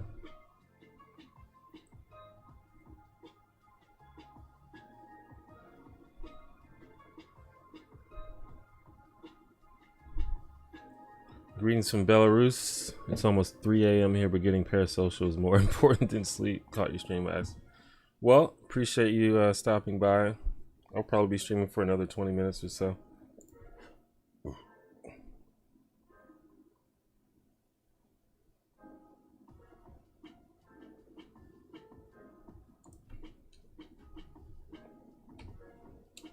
People keep messaging me.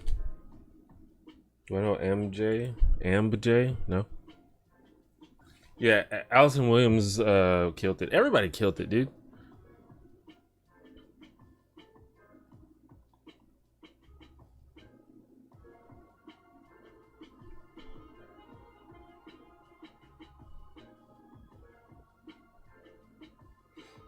I need to watch Parasite.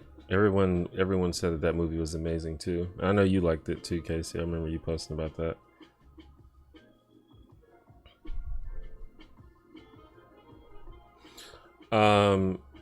Get Out really, I feel like any black person kind of understands why Get Out was so like sort of monumental, but for me personally,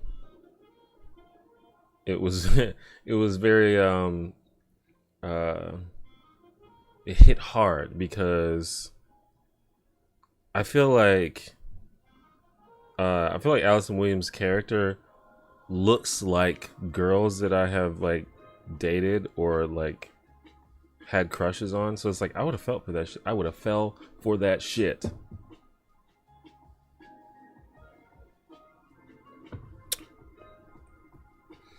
I also liked Us a lot too. It's not as good as Get Out, for sure, but it's good. It's just like I feel like with Get Out, Jordan Peele was like, okay, I'm about to end y'all's whole career with this shit. I'm about to drop some real shit on y'all. And so he did that. And I feel like with Us, he was like, okay, I dropped some real shit. Now let's just have some fun and make a horror movie.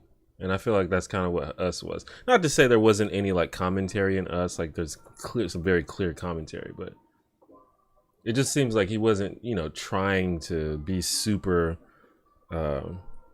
insightful. He just wanted to make a cool, scary movie.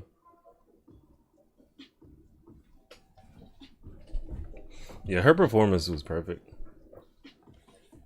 Allison Williams, I mean.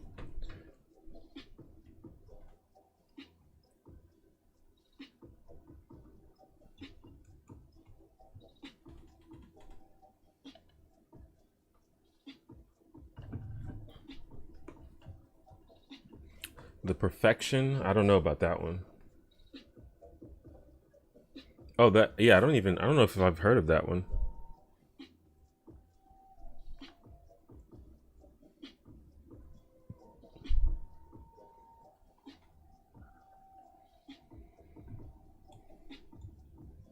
I just need more black people to make horror movies. That's kind of really what it boils down to. Cause to me, it just seems so obvious. When you watch Get Out, it's obvious that it was not made by a white person. Am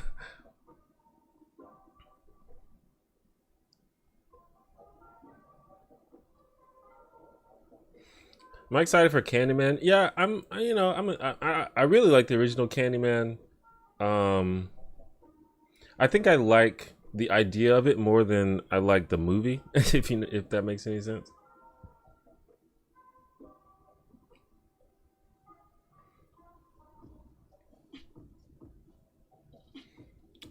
Cause I don't know, Candyman, like, for example, Candyman, there's a lot of like racial commentary in Candyman, but it seems obvious to me that the movie was not made by black people. And that's kind of like the difference that I see with like Get Out and stuff. So if they can iron out some of those like weird edges, then maybe.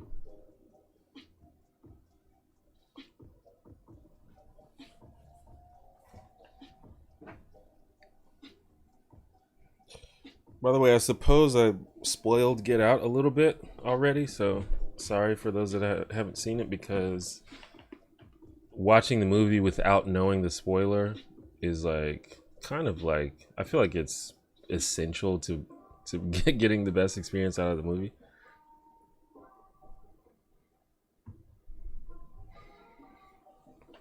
Peter Coffin blocked me after I made a video calling him out doing voter suppression from Biden. I don't know much about that. I don't know. Peter Coffin, I don't know. There's a couple things that he has done over the past couple years that I feel like is just kind of cringy. Like overall, over time, like back in the day, I always thought that he made pretty cool content, but I don't know what's going on lately.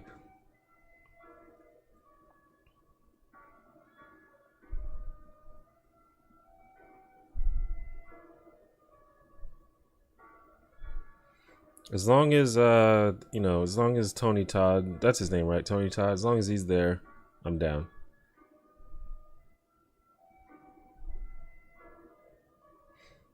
Yeah, I saw that tweet, John Boyega. I would love that.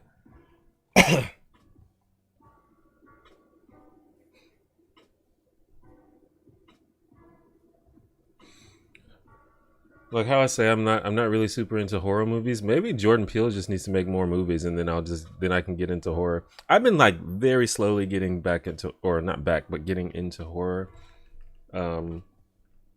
I've followed a lot of horror theme, not a lot, but a couple of horror theme YouTube channels, and I like the idea of horror movies, especially good horror movies, and I like some horror movies, but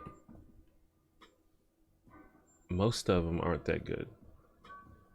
Like I feel like I have to look at horror movies the same way that I look at like WWE, for example. Like I'm a big WWE fan, but I fully acknowledge that it is often bad. But it's just the certain elements of it that I love, and I think that's what you're supposed to do with horror.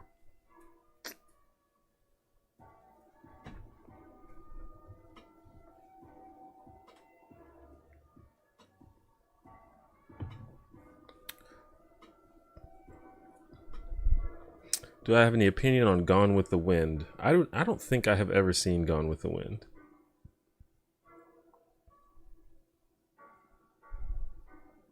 Isn't that movie like 4 hours long?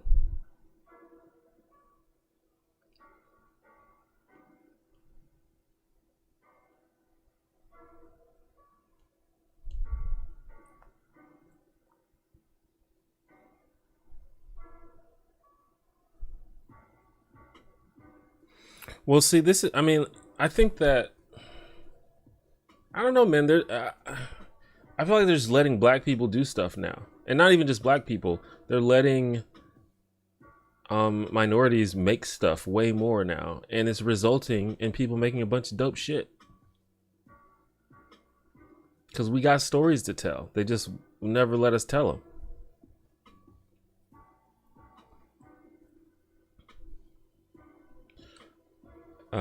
I'm an ex-Peter with duck face. I mean, you play the we all play the YouTube game. We gotta make some wild thumbnails and clickbait titles sometimes. I mean, I like the idea of fear being a base human emotion. I think a lot of movies tackle that in a cool way, but a lot of them are just fucking dumb, and a lot of them are. I don't like to use the term cash grab, but I mean some of them are for sure.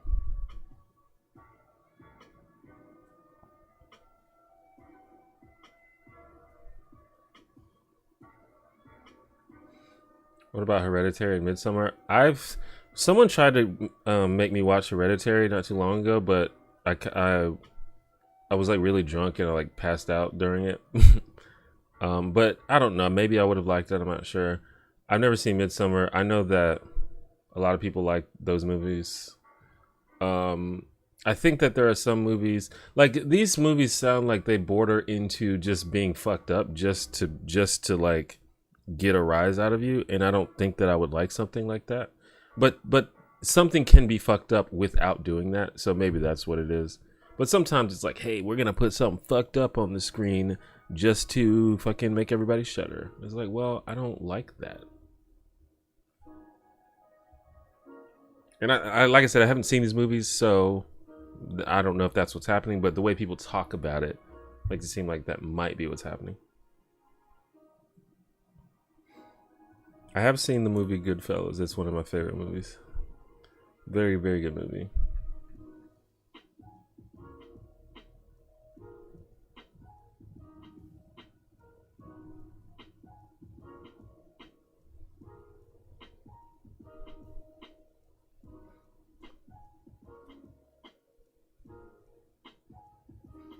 The left needs to focus on hope rather than fear or envy.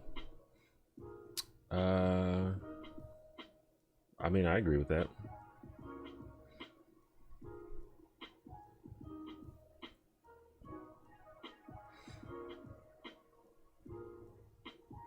Yeah, possibly. I feel like Bernie had a little bit of both, but I understand what you mean.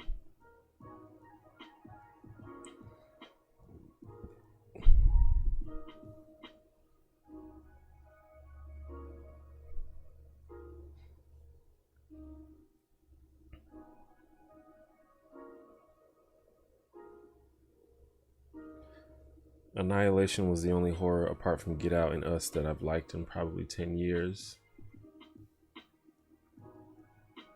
Yeah, I absolutely despise jump scare. Well, like anything, they can be done well, but usually they're not. I fucking hate it. That's one of the biggest reasons why I don't like horror movies is jump scares. But there are good jump scares, you know.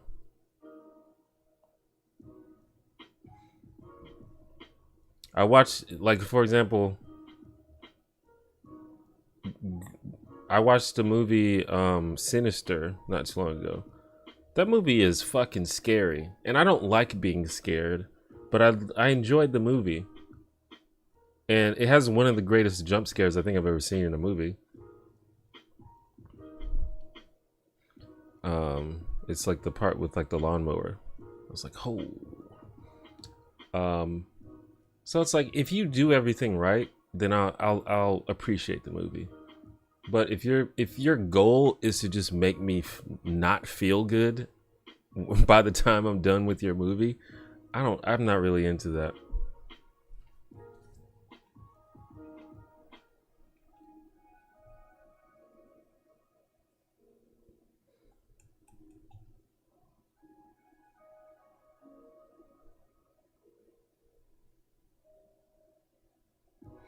And I will say, like, there's very, very few movies that I think are legitimately scary. Like sometimes they're good at like jumping out at you or doing stuff like that, but Sinister was pretty scary. I always say that the scariest movie I've ever seen is The Ring, but I was like 15 when I watched it, so maybe if I watched it now, it wouldn't be as scary. But that movie scared the fuck out of me. Literally gave me nightmares.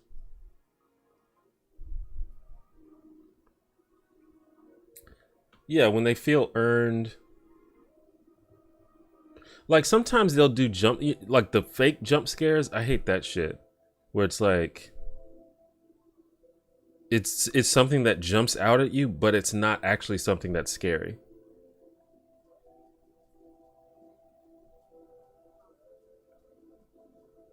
That happens a lot in horror movies.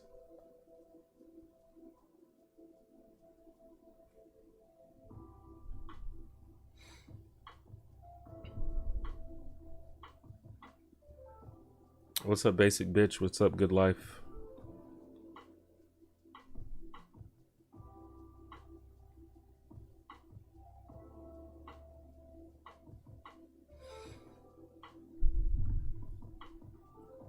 Am I also protesting? I haven't protested.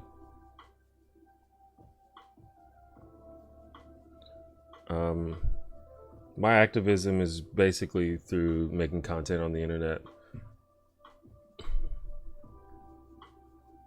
Koreans make the best horror movies.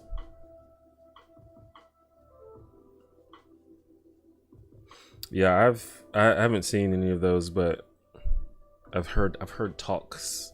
I think I saw a actually I think A Tale of Two Sisters has like a famous jump scare in it. I feel like I watched a video about that. If it's the one I'm thinking of.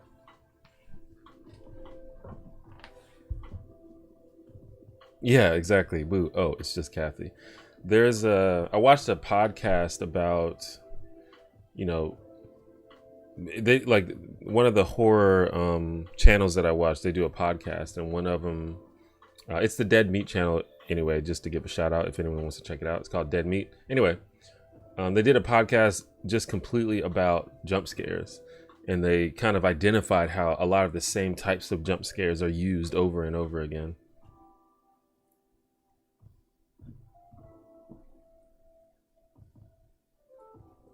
Like one that gets used a lot is like the refrigerator, where they open the refrigerator door, and then once they close it, there's like someone standing there or something. That's like used in like dozens of movies or something like that.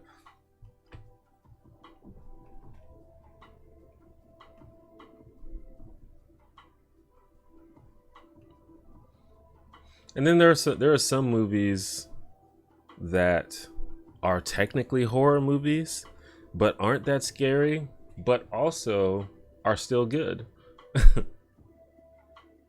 Like I love Night of the Living Dead, and I think anyone would describe that as a horror movie, but I would also say it's not very scary. But I would also say that I like it a lot.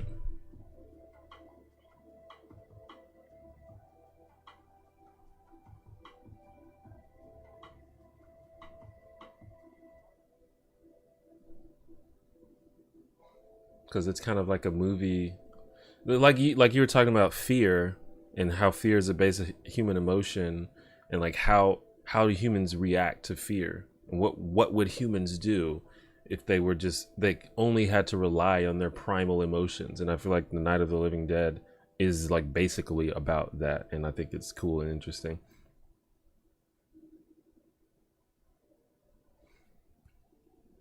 I honestly did not know that Parasite was a horror movie. I thought it was some kind of black comedy or something.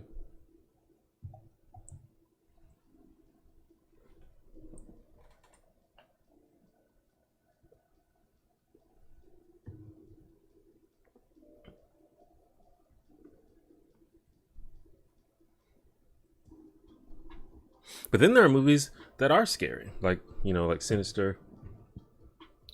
Um, The Thing, I think, was another movie that I think perfectly is like a perfect example of what horror is supposed to do and what horror is supposed to examine.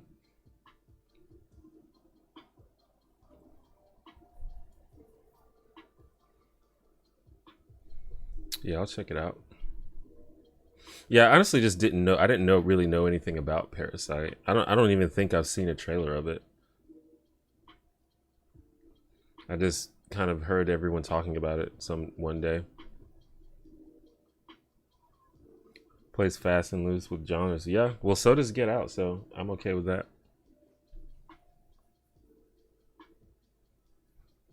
That could be more content, maybe, is reacting to horror movies. I'll do anything for content.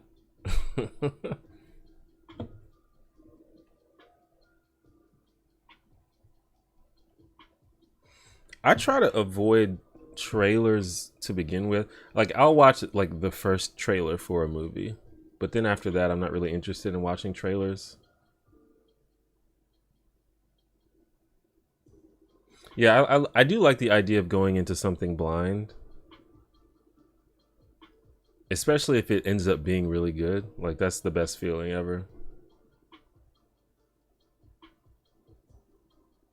I'm trying to think of the last time I even did that for a movie.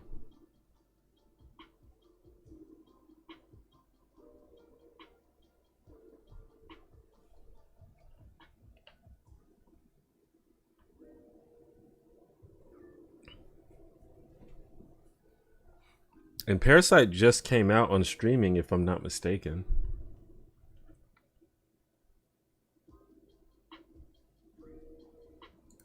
Chucky is my favorite Disney princess.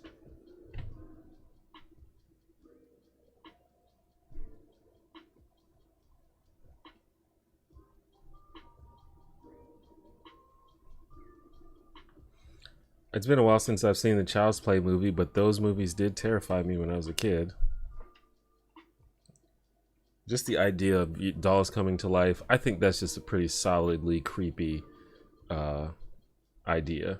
That's always going to be creepy. There's just things that are always going to be creepy. Dolls, clowns.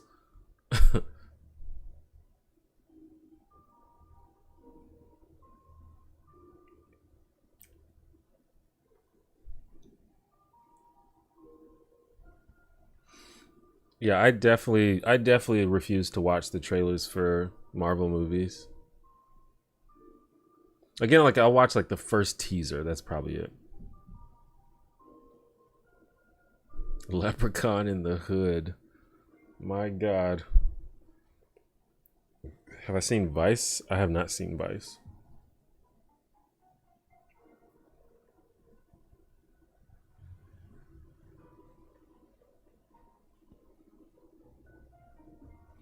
Yeah, the trailers have spoiled a lot of big things for me, and it's been really annoying. Can you imagine if you watched Captain America Civil War and didn't know that Spider-Man was in it? Like, can you imagine how hyped that would have been? But no, they had to spoil it.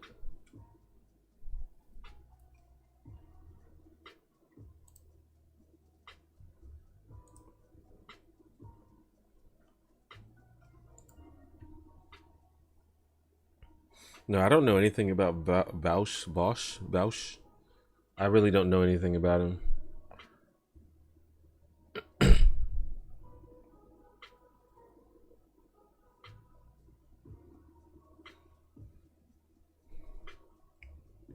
Those I've seen which one? I think it is not Cult. The one before Cult of Chucky. I've seen that one. And so it's like they brought Chucky back and made it good again. Like I don't know what the hell is going on um, with the rest of those movies.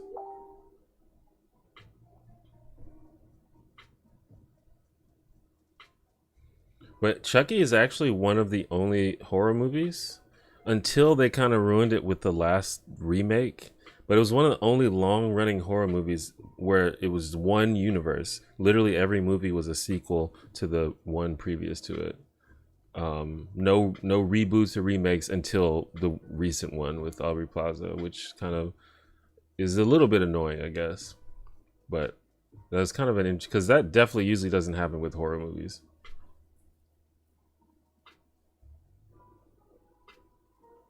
I'm streaming, but I'm not going to be streaming for too much longer.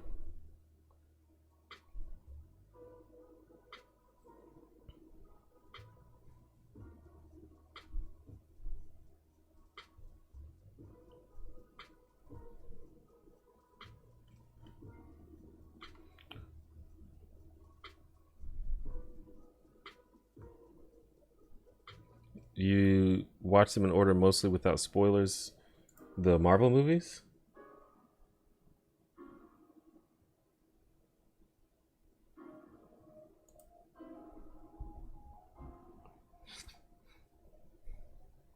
I think yeah, well I think after the Spider-Man thing, that's when I stopped watching trailers for Marvel movies. I was like, fuck that, dude. Cuz that would have been so hype. Um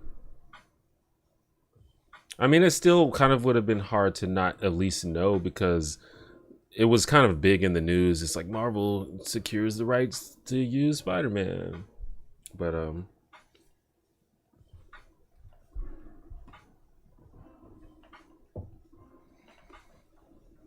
but yeah, since then, the only thing that you have to watch out for is memes. Like I saw Infinity War pretty late, and a lot of memes kind of spoiled a few things, but it wasn't too bad.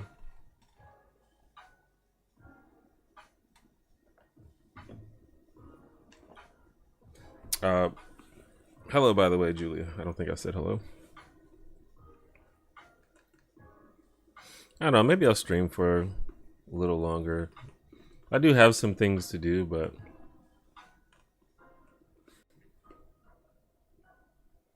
I mean, I guess as long as people are chatting.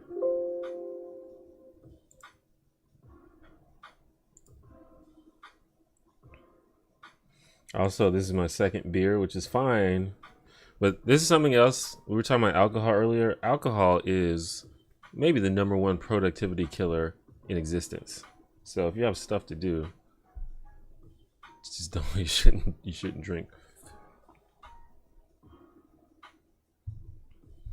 What have I eaten today? Well, I ate most of this salad on stream, and that's actually all I've eaten. Like I was saying before, I've been doing intermittent fasting, so I had my first meal of the day around 4 p.m.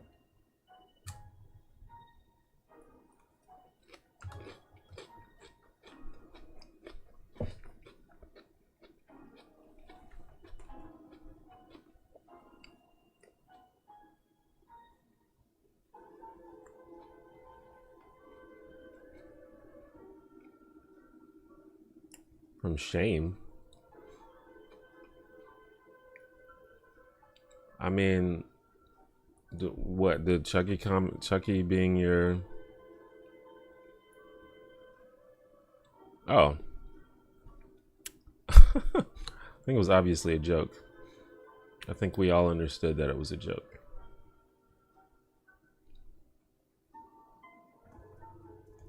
Yeah, people did intentionally spoil it, but you know what? I don't know if this is true. At least for Endgame, but like literally for Endgame, the fucking I think the Russos themselves, either the Russos or Kevin Feige, the like the main guy, literally got on Twitter and was like, "Hey guys, please don't spoil this movie. That would be cool if you guys wouldn't do that." And it seemed like people listened. People like didn't really spoil Endgame. They instead spoiled Game of Thrones or whatever. I think Game of Thrones was happening at the same time, so people just decided to spoil that instead.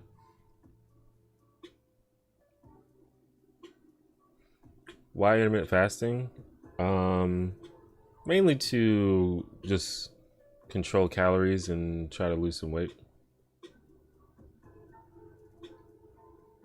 It's just a easier way for me to do that.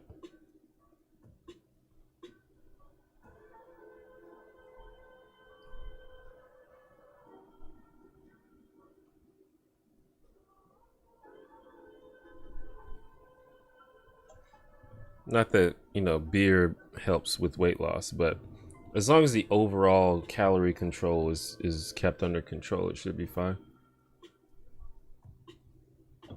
I need to vacuum my room actually.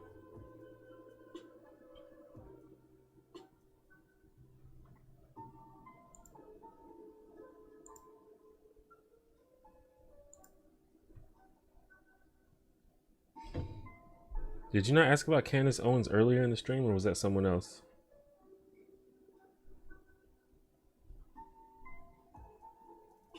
All right, Casey, thanks for stopping by. And yeah, hit me up whenever you're ready to drop off that computer. Dad bods are in, I guess so. But I don't really want a dad bod. And it also is just like it's less comfortable. Like I feel like clothes don't look right sometimes, and I feel like it causes more like aches and pains and shit in my body than I would like. Stuff like that. But I'm not hating on anybody else that's okay with their dad bod. I'm not trying to get like super ripped or anything, but just would like to lose a few pounds.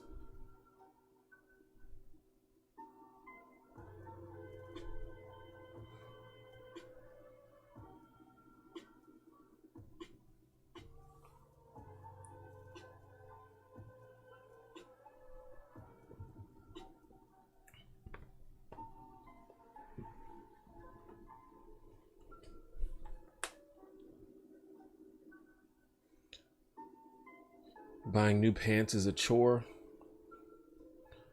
Yeah, I think buying clothes in general is kind of a chore.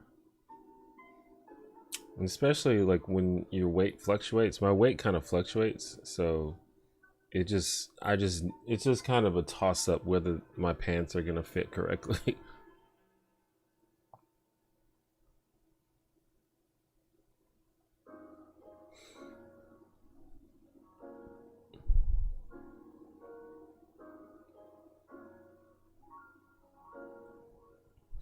But it's just, it's kind of hard to keep up with a a low calorie or like a diet of any kind. It's just hard to do, especially during this pandemic stuff. So there's like different ways that you could go about it. And intermittent fasting is one of them.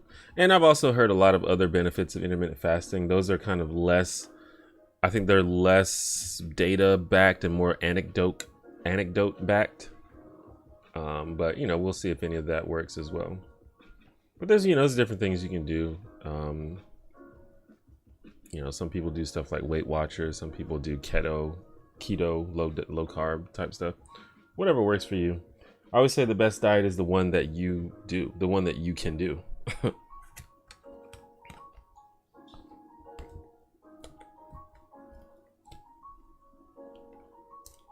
And I think intermittent fasting works for me specifically because I have a pretty weird schedule in general.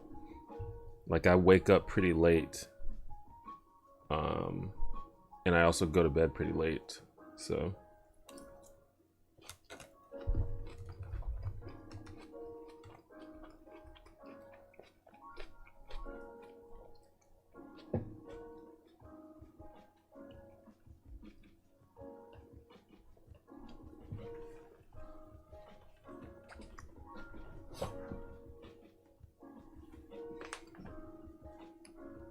but yeah,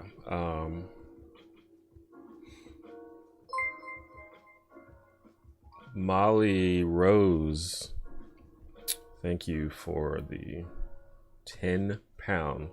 That's what that is, right? How do you say 10 pound, 10 pounds? I know you can say 10 quid, right? You can say that too. What do you say? Just found you and I'm very relaxed by your voice. Take my money. Thank you very much.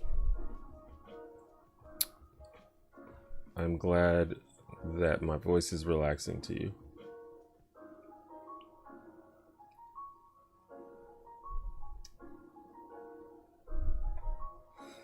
But yeah, diets are hard, but a lot of things in life are hard. Something being hard to do doesn't mean that you shouldn't do it.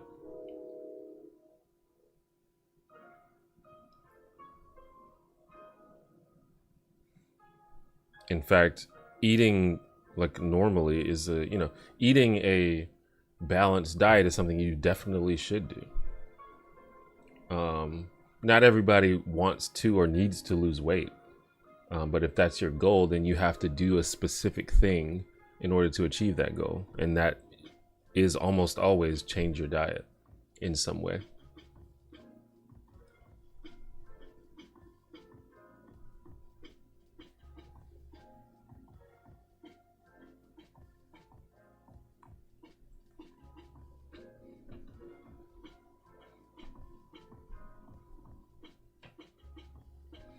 And the alert system, I guess it automatically converts into US dollars, and it tells me how much it was in US dollars. It was $12.40 in US dollars.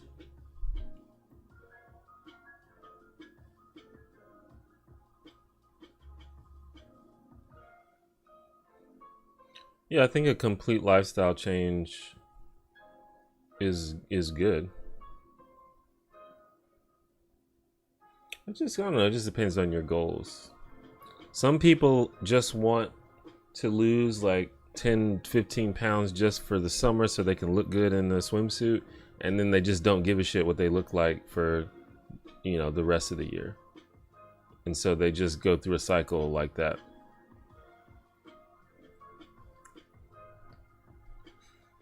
Some people's like, I'll do this diet for like 6 months and you know, once I look in more like how I would want to look, then I'll you know, not be so hard about it after that. Maybe I'll do it for 2-3 times a week rather than every day.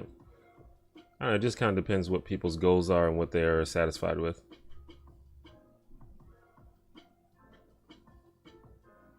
Did I watch the chat with Boots Riley and Naname?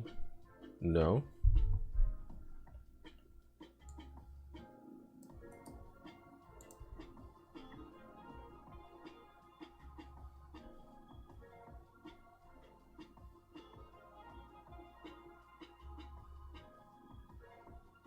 Yeah, I'm not sure. I haven't seen it. Yo-yoing?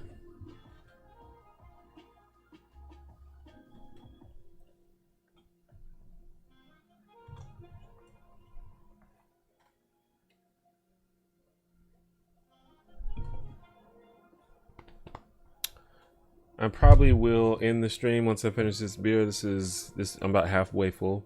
Halfway done, I mean.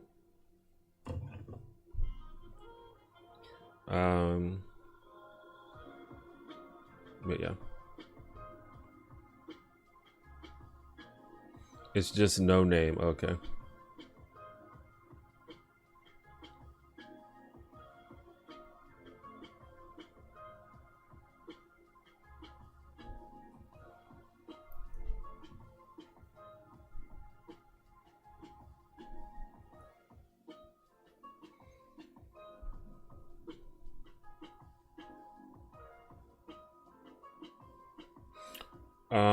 Yeah, I mean, I don't know, should I watch that?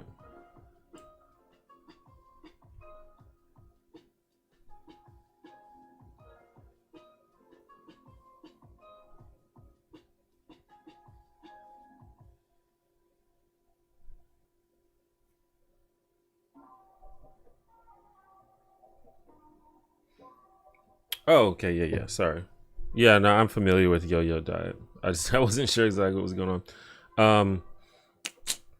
Yeah, I mean, I think when people talk about diets as if like this is the one you should do, and if you're not doing this one, then you're doing something wrong. That's when I get uncomfortable. But I think there's a lot of different strategies that people can use, depending on what their goals are.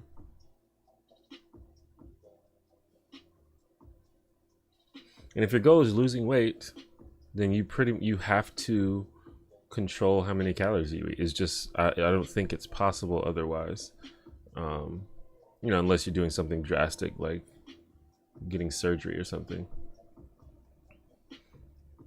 But it's kind of hard to do that because it's like how do I restrict calories but still make sure I'm eating enough to, like, you know, be healthy and stay alive, but also eat stuff that tastes good. Assuming you care. Some people don't care about eating stuff that tastes good. Some people are happy to just eat the bare minimum to stay alive, and they don't really give a shit about how food tastes. And that's fine too. But I personally really like food, and I really like eating stuff that tastes good. So I have to find a way to balance eating good stuff, but not eating too much to where I can't lose weight. So that's going to require either just restricting certain foods, just stop eating stuff or stop eating stuff as much. Some people can do that. So it's like, hey, you know, some people it's like, you know what? I want a donut. And some people are like, I want a donut, so I'm going to go get a donut. But other people are like, I want a donut, but I know that has way too many calories and it's not good for you. So even though I want the donut, I'm not going to get the donut. And some people can do that. And some people are like, I want the donut and I'm going to get the donut. But since I ate this donut, then I know that I can't eat as much food later today. So I just have to keep that in mind. So it's stuff like that. Just depends on what you want.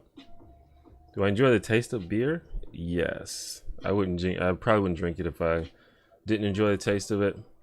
But I acknowledge that it's an acquired taste, and when I first started drinking beer, I drank it even though I didn't enjoy the taste. But as is the case with acquired taste, eventually I began to enjoy it, and now I do enjoy it. If I had to acquire the taste now, I probably wouldn't bother. But you know, when I was a fucking high school, college student, I wanted to be cool and drink beer with my friends and stuff. Yeah, you know, some people just like drink Soylent, and that's like all they fucking consume.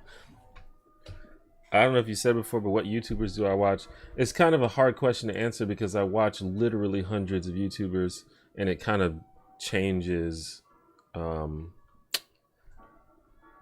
depending on the time period. But the ones that I always recommend are ContraPoints, Jenna Marbles, Vlog Brothers, H Bomber Guy, Kurzgesagt, CGP Grey. I watch a lot of like real niche stuff that you would have to actually be into the stuff to really like it. Like I really like chess, and I really like fighting games, so I watch a lot of channels related to that.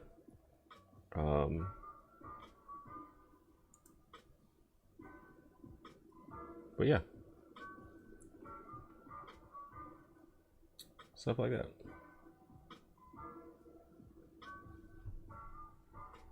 You see the article about Trump crafting a $2 trillion bailout for America's manufacturing sector. I didn't read the article, but I mean, I believe it.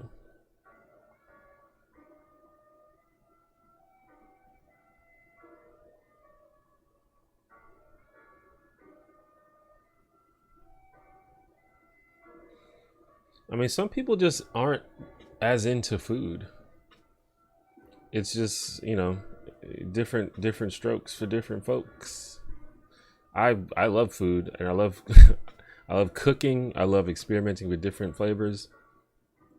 It's things like, you know, similar to like how some people are asexual. I have no idea what it's like to be asexual. I can't imagine ever being asexual, but some people are. They just do not have that urge or desire. And I feel like it's a similar thing. Some people just don't really care about food that much.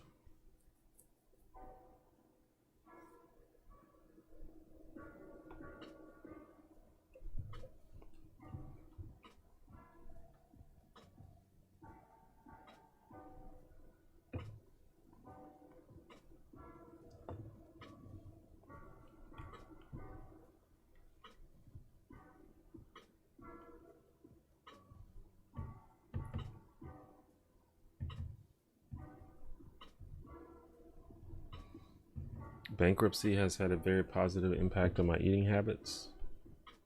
That's exactly what you mean. I do know that when I had less money for food, that I ate less.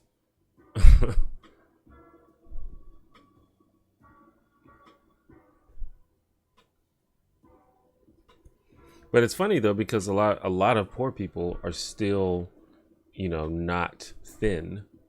And I think it's just because unhealthy food is generally cheaper than healthy food.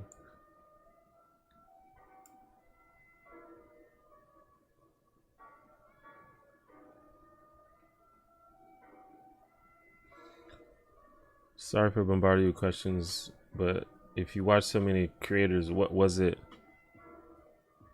that really drew you to making commentary political vids? Well, I mean,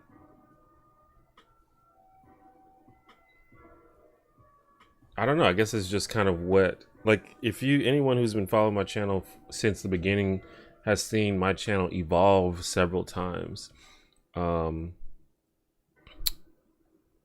But I have always been sort of an opinionated person that, you know, talked about politics and social issues and stuff even before YouTube. That's just kind of a thing that I always was interested in, and YouTube just gave me another opportunity to do it. So it wasn't really that I watched YouTubers that did it and that's what made me want to do it.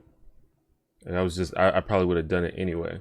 But back in the day, I used to make videos about a lot of stuff, and that's why I've been saying that I want to make different kinds of content, because I do care about other stuff rather than, you know, politics and social issues.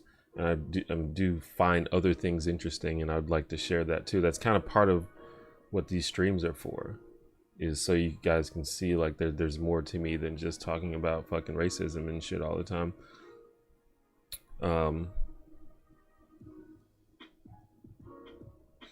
But I don't know. I've always been very opinionated, so that was just something that was gonna happen. If I made a YouTube channel, that was gonna happen regardless. But I also think that a lot of the stuff that I watch influence like the style that I do. Like, if you watch my old videos back in the day, it's basically me trying to imitate Vlogbrothers and Philip DeFranco and Anna Akana and Community Channel and a lot of those channels. And then over time, you know, I started to see stuff like H Bomber Guy and Lindsay Ellis and stuff, and I started to pick up a lot of the style from them as well too. Yeah, EBT, I really highly suggest anyone who is poor and has a job to look into EBT. It's different in different states. It's, you know, depending on how hard it is to get is different in different states. But, and I don't know how it works in other countries. I'm sure there's something similar in many countries, but in Alabama, for example, it is very easy to get. As long as you have a job and as long as you're actually poor, they will give you, you know, food stamps. You just gotta, you know, sign up for it and talk to someone on the phone for a few minutes. And it's just life-changing, man. You don't have to think about food, or at least to, you know, depending on how much you get. So if you haven't looked into that and you think it would help, I think you should look into that. What's up, Rob?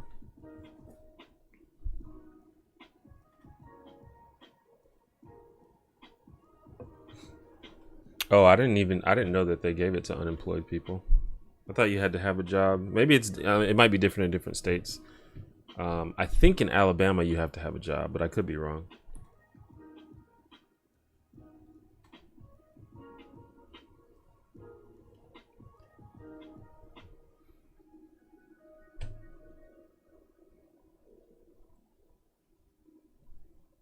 Like our country is not super great about social services and providing services for people in need and stuff, but there are some things there, and I think that everyone should try to take advantage of what's there while it is there.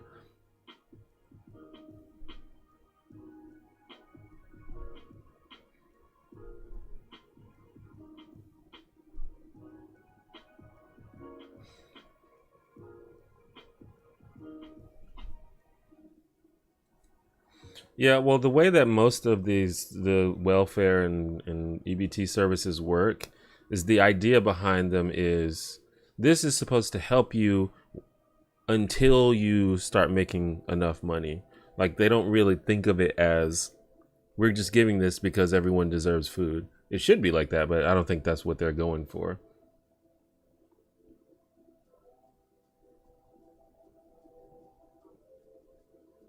Yeah, I mean, it depends on what it is. I mean, I live in Alabama, and getting EBT is pretty simple. So it's that part isn't hard, but it's probably harder for different programs.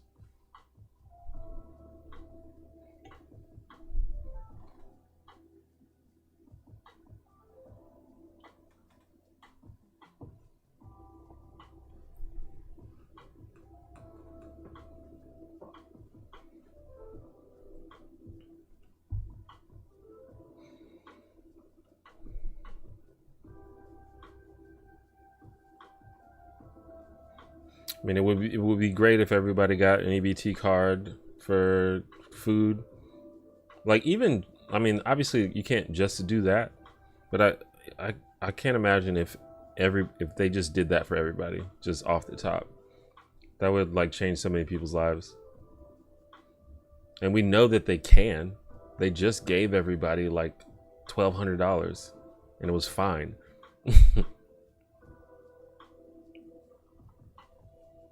I mean, it wasn't fine, but they did it. And if they were more set up to handle stuff like that, then I think it would be fine.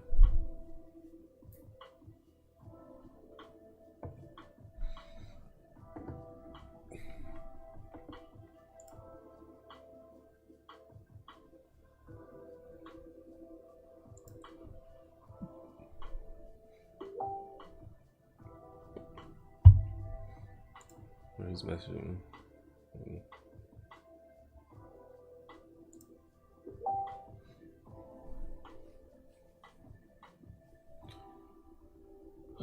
Do you think things will get better? I do think things will get better. I don't know how fast that will take, though. It may not be in our lifetime.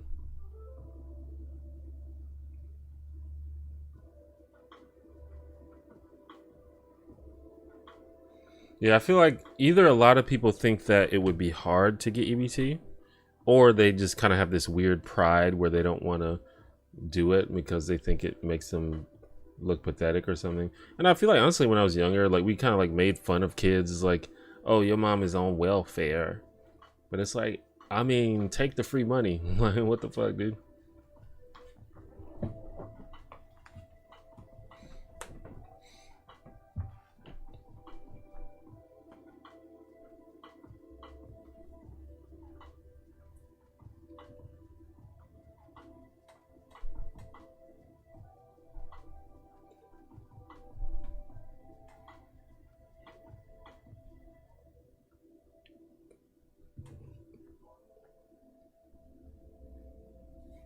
But I have heard that it is difficult in some places. So I don't want to like pretend that it's just going to be easy for everybody. Some people have told me that it is a little bit more difficult and more strict in certain states.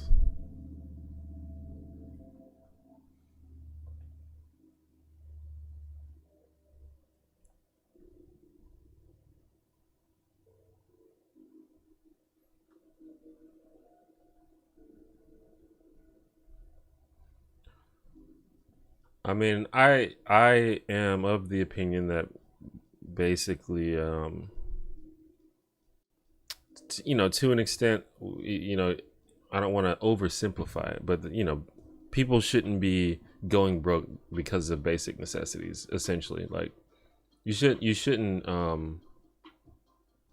have to worry about whether you have enough food to eat. That just shouldn't be a thing, I don't think. And you can probably apply that to other things. Like, I think it should apply to healthcare. Probably should apply to housing. Obviously, it should apply to water, which that could be classified with food. And then we can make arguments for what all it should actually include.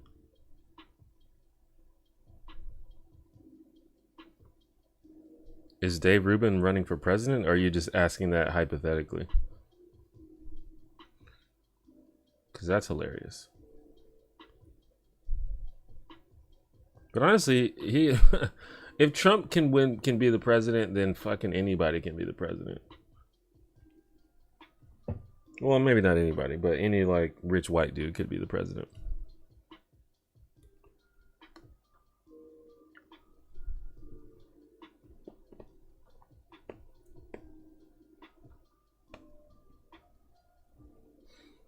I just feel like a lot of the impacts and changes that we need to make is just going to require more time than we have.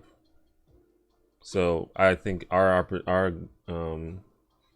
can make some changes, but I think that our responsibility is to set up the world to be better for the future generations.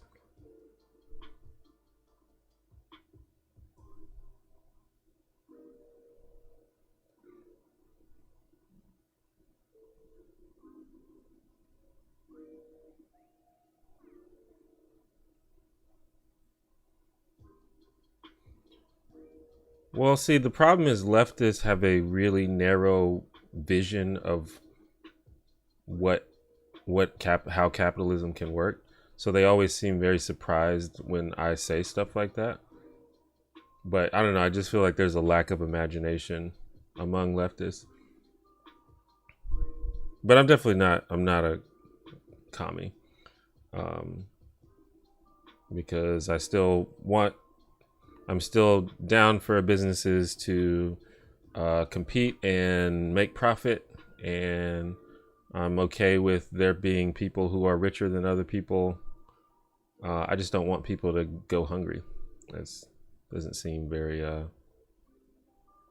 Doesn't seem like it should be a thing.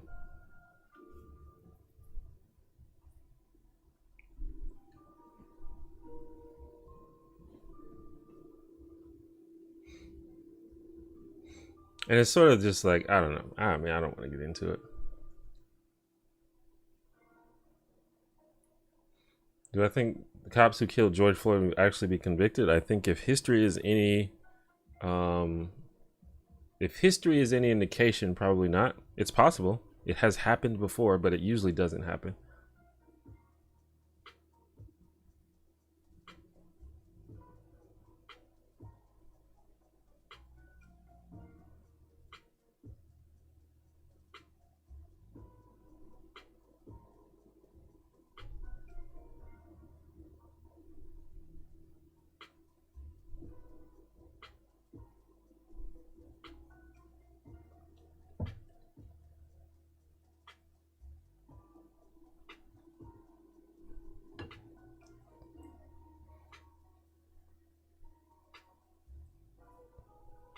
Well, I mean, at least in America, American politicians and American media has done a very good job of convincing people that um, if things are bad for you, that it's your fault, and that no one should save you because it's your fault. So it's like if you get sick or if you're poor, if you go hungry, that's your fault. You made bad decisions. You weren't smart enough. Um, it's just something that America has just drilled into our heads since day one. I'm not sure about other countries, but I think that's why people are very resistant to that, to the idea of free healthcare, basic income, things like that. And that's Democrats and Republicans.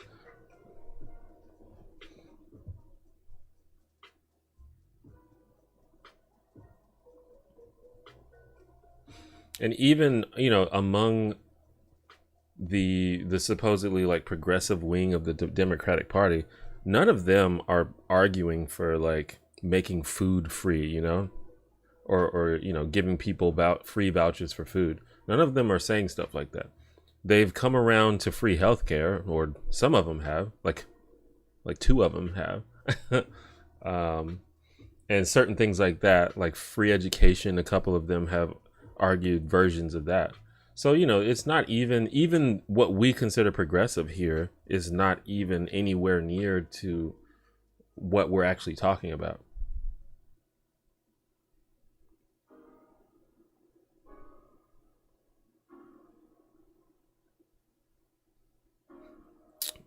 I don't think that there can't be capitalism without poor people. But I mean, that's kind of that's what I'm saying. There's a lack of imagination. There's this idea that because it is the way that it is, that is the only way that it could have been, which is like a very classic fallacy.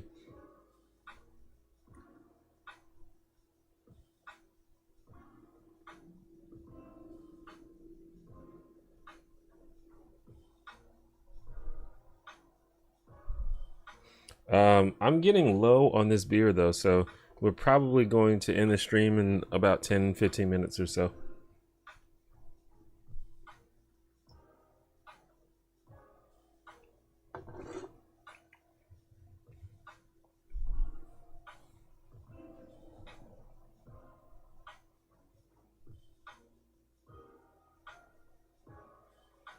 Oh, is the volume low? I feel like someone would have said something before if the volume was too low.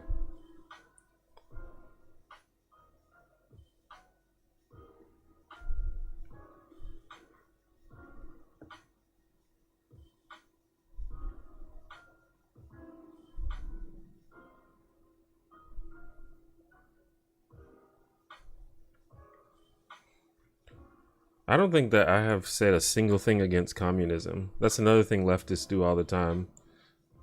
They have this like weird defensiveness when I like never, I don't think I've ever talked about communism. Where does Sir Applesauce come from? I have like this horse bust, and I just did a poll for people to name it, and they named it Sir Applesauce. That was it. I don't know why they named it that.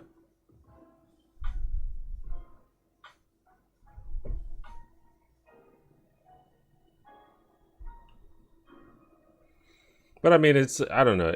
I'm not really trying to argue with you, but I mean, this is like like you must know how obnoxious it is to be like, well, to go read this book. I can't explain it. You just don't understand. But if you go read this book, like you have to know how obnoxious that sounds.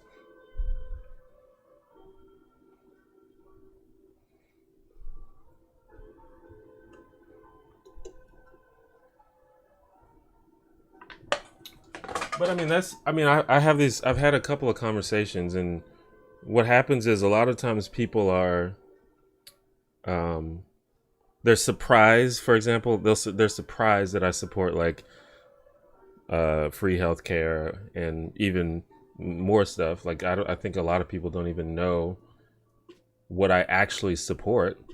And then there's this kind of assumption that like I am like this super anti communism or anti socialist person. But I have never, no one even asks me what I think about socialism. That's the thing, they assume. No one has ever really asked. They don't say, well, what do you think about this, this, and this? They don't ask. They just say, oh, you're a liberal, you're a capitalist, and that's bad. And capitalism doesn't work, and blah, blah, blah. And they go on. I'm like completely over, like, I don't have a problem with leftism, but I'm so over leftists. Like, y'all are wild. I can't deal with y'all.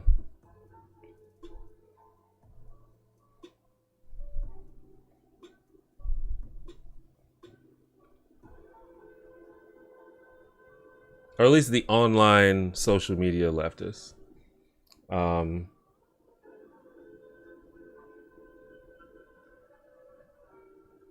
What I think that if you have, I don't know, it's not a good strategy to say the thing that you think is wrong. Your whole system. First of all, it's like, I'm assuming that you just have an idea and you've never thought about it. You never thought critically about your ideas. You only think on a base level, because if you were actually smart, then you would agree with me.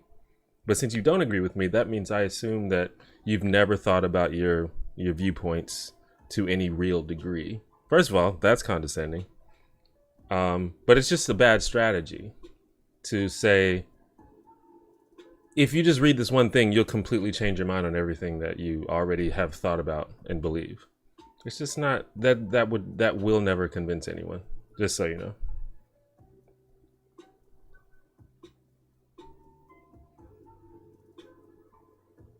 And again, I'm not trying to like argue with you or like be rude, but I'm just like, it is interesting to me that you don't see that how obnoxious that is.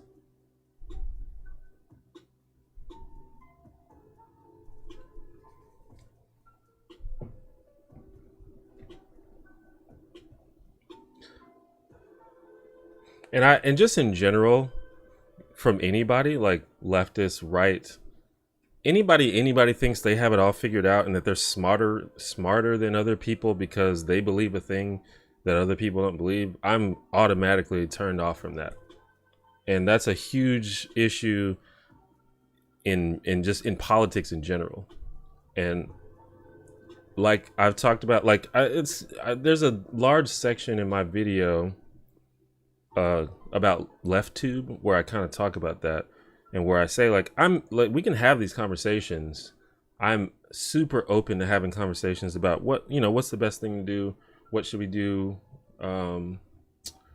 What are the best strategies? What should we do going forward? But as soon as people start coming out talking about, oh, you just need to change your mind. You're wrong, I'm right, and I'm not really interested to talk to you until you change your mind about the thing. Then okay, I'm not into that.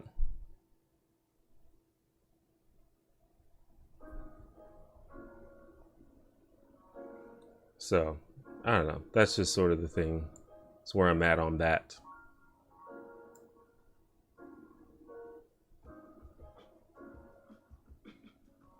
I don't think I'm being defensive. I'm just reacting to a thing that continues to happen over and over again. And I figure I might as well, like, I mean, I generally just ignore it because I find it generally obnoxious, but figured I'd bring it up.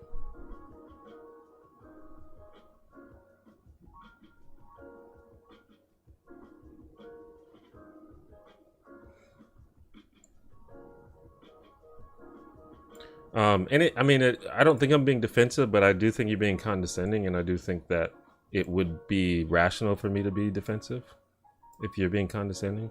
And I understand you don't think you're being condescending, so I guess we're at an impasse there, but I don't know. Just to lay it out, just to lay the full thing out.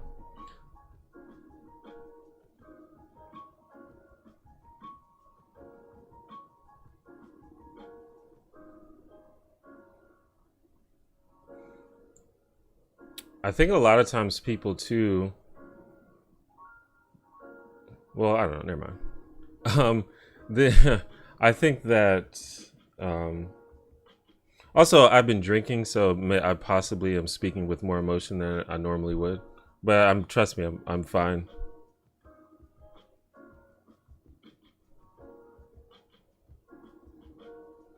But I am going to end the stream here. So, I guess, like I said, no worries, no hard feelings. But I've talked about it so many times and so many. I don't even think I've said anything new that I haven't said before. But anyway, thanks everyone for joining the stream. My goal is to stream on Mondays, so come check me out, and then maybe from there we can I would like to stream more than once a week, but for now we'll start out once a week. I'm gonna try Mondays. We'll see what happens. You can check the description of the video for more links and ways to support the channel and things like that. I should have a video coming out next week, so look into that. I feel like there was something else I wanted to say.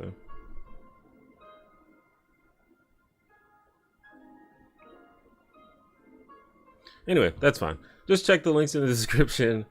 If you are not part of the Discord, you can join the Discord, theonejanitor.com/Discord. If you want to talk to me, that's probably the best way to do it. I'm actually pretty active on the Discord. If you just want to hear from me, following me on Twitter is the best way. But I don't really talk to people on Twitter that much. So, also, you can always email me if you want to ask me questions or get more insight on myself. I try to respond to pretty much every email. I also have Curious Cat, which is a good way to ask basic questions as well. I respond to those pretty frequently. So, you know, there's lots of ways to say hi to me if you want to. Let us know. Yeah, I'll make an announcement when I put some more stuff on the other channel. But I guess that's it. Thanks for joining the stream, and I will see you guys next week. Probably. All right, bye.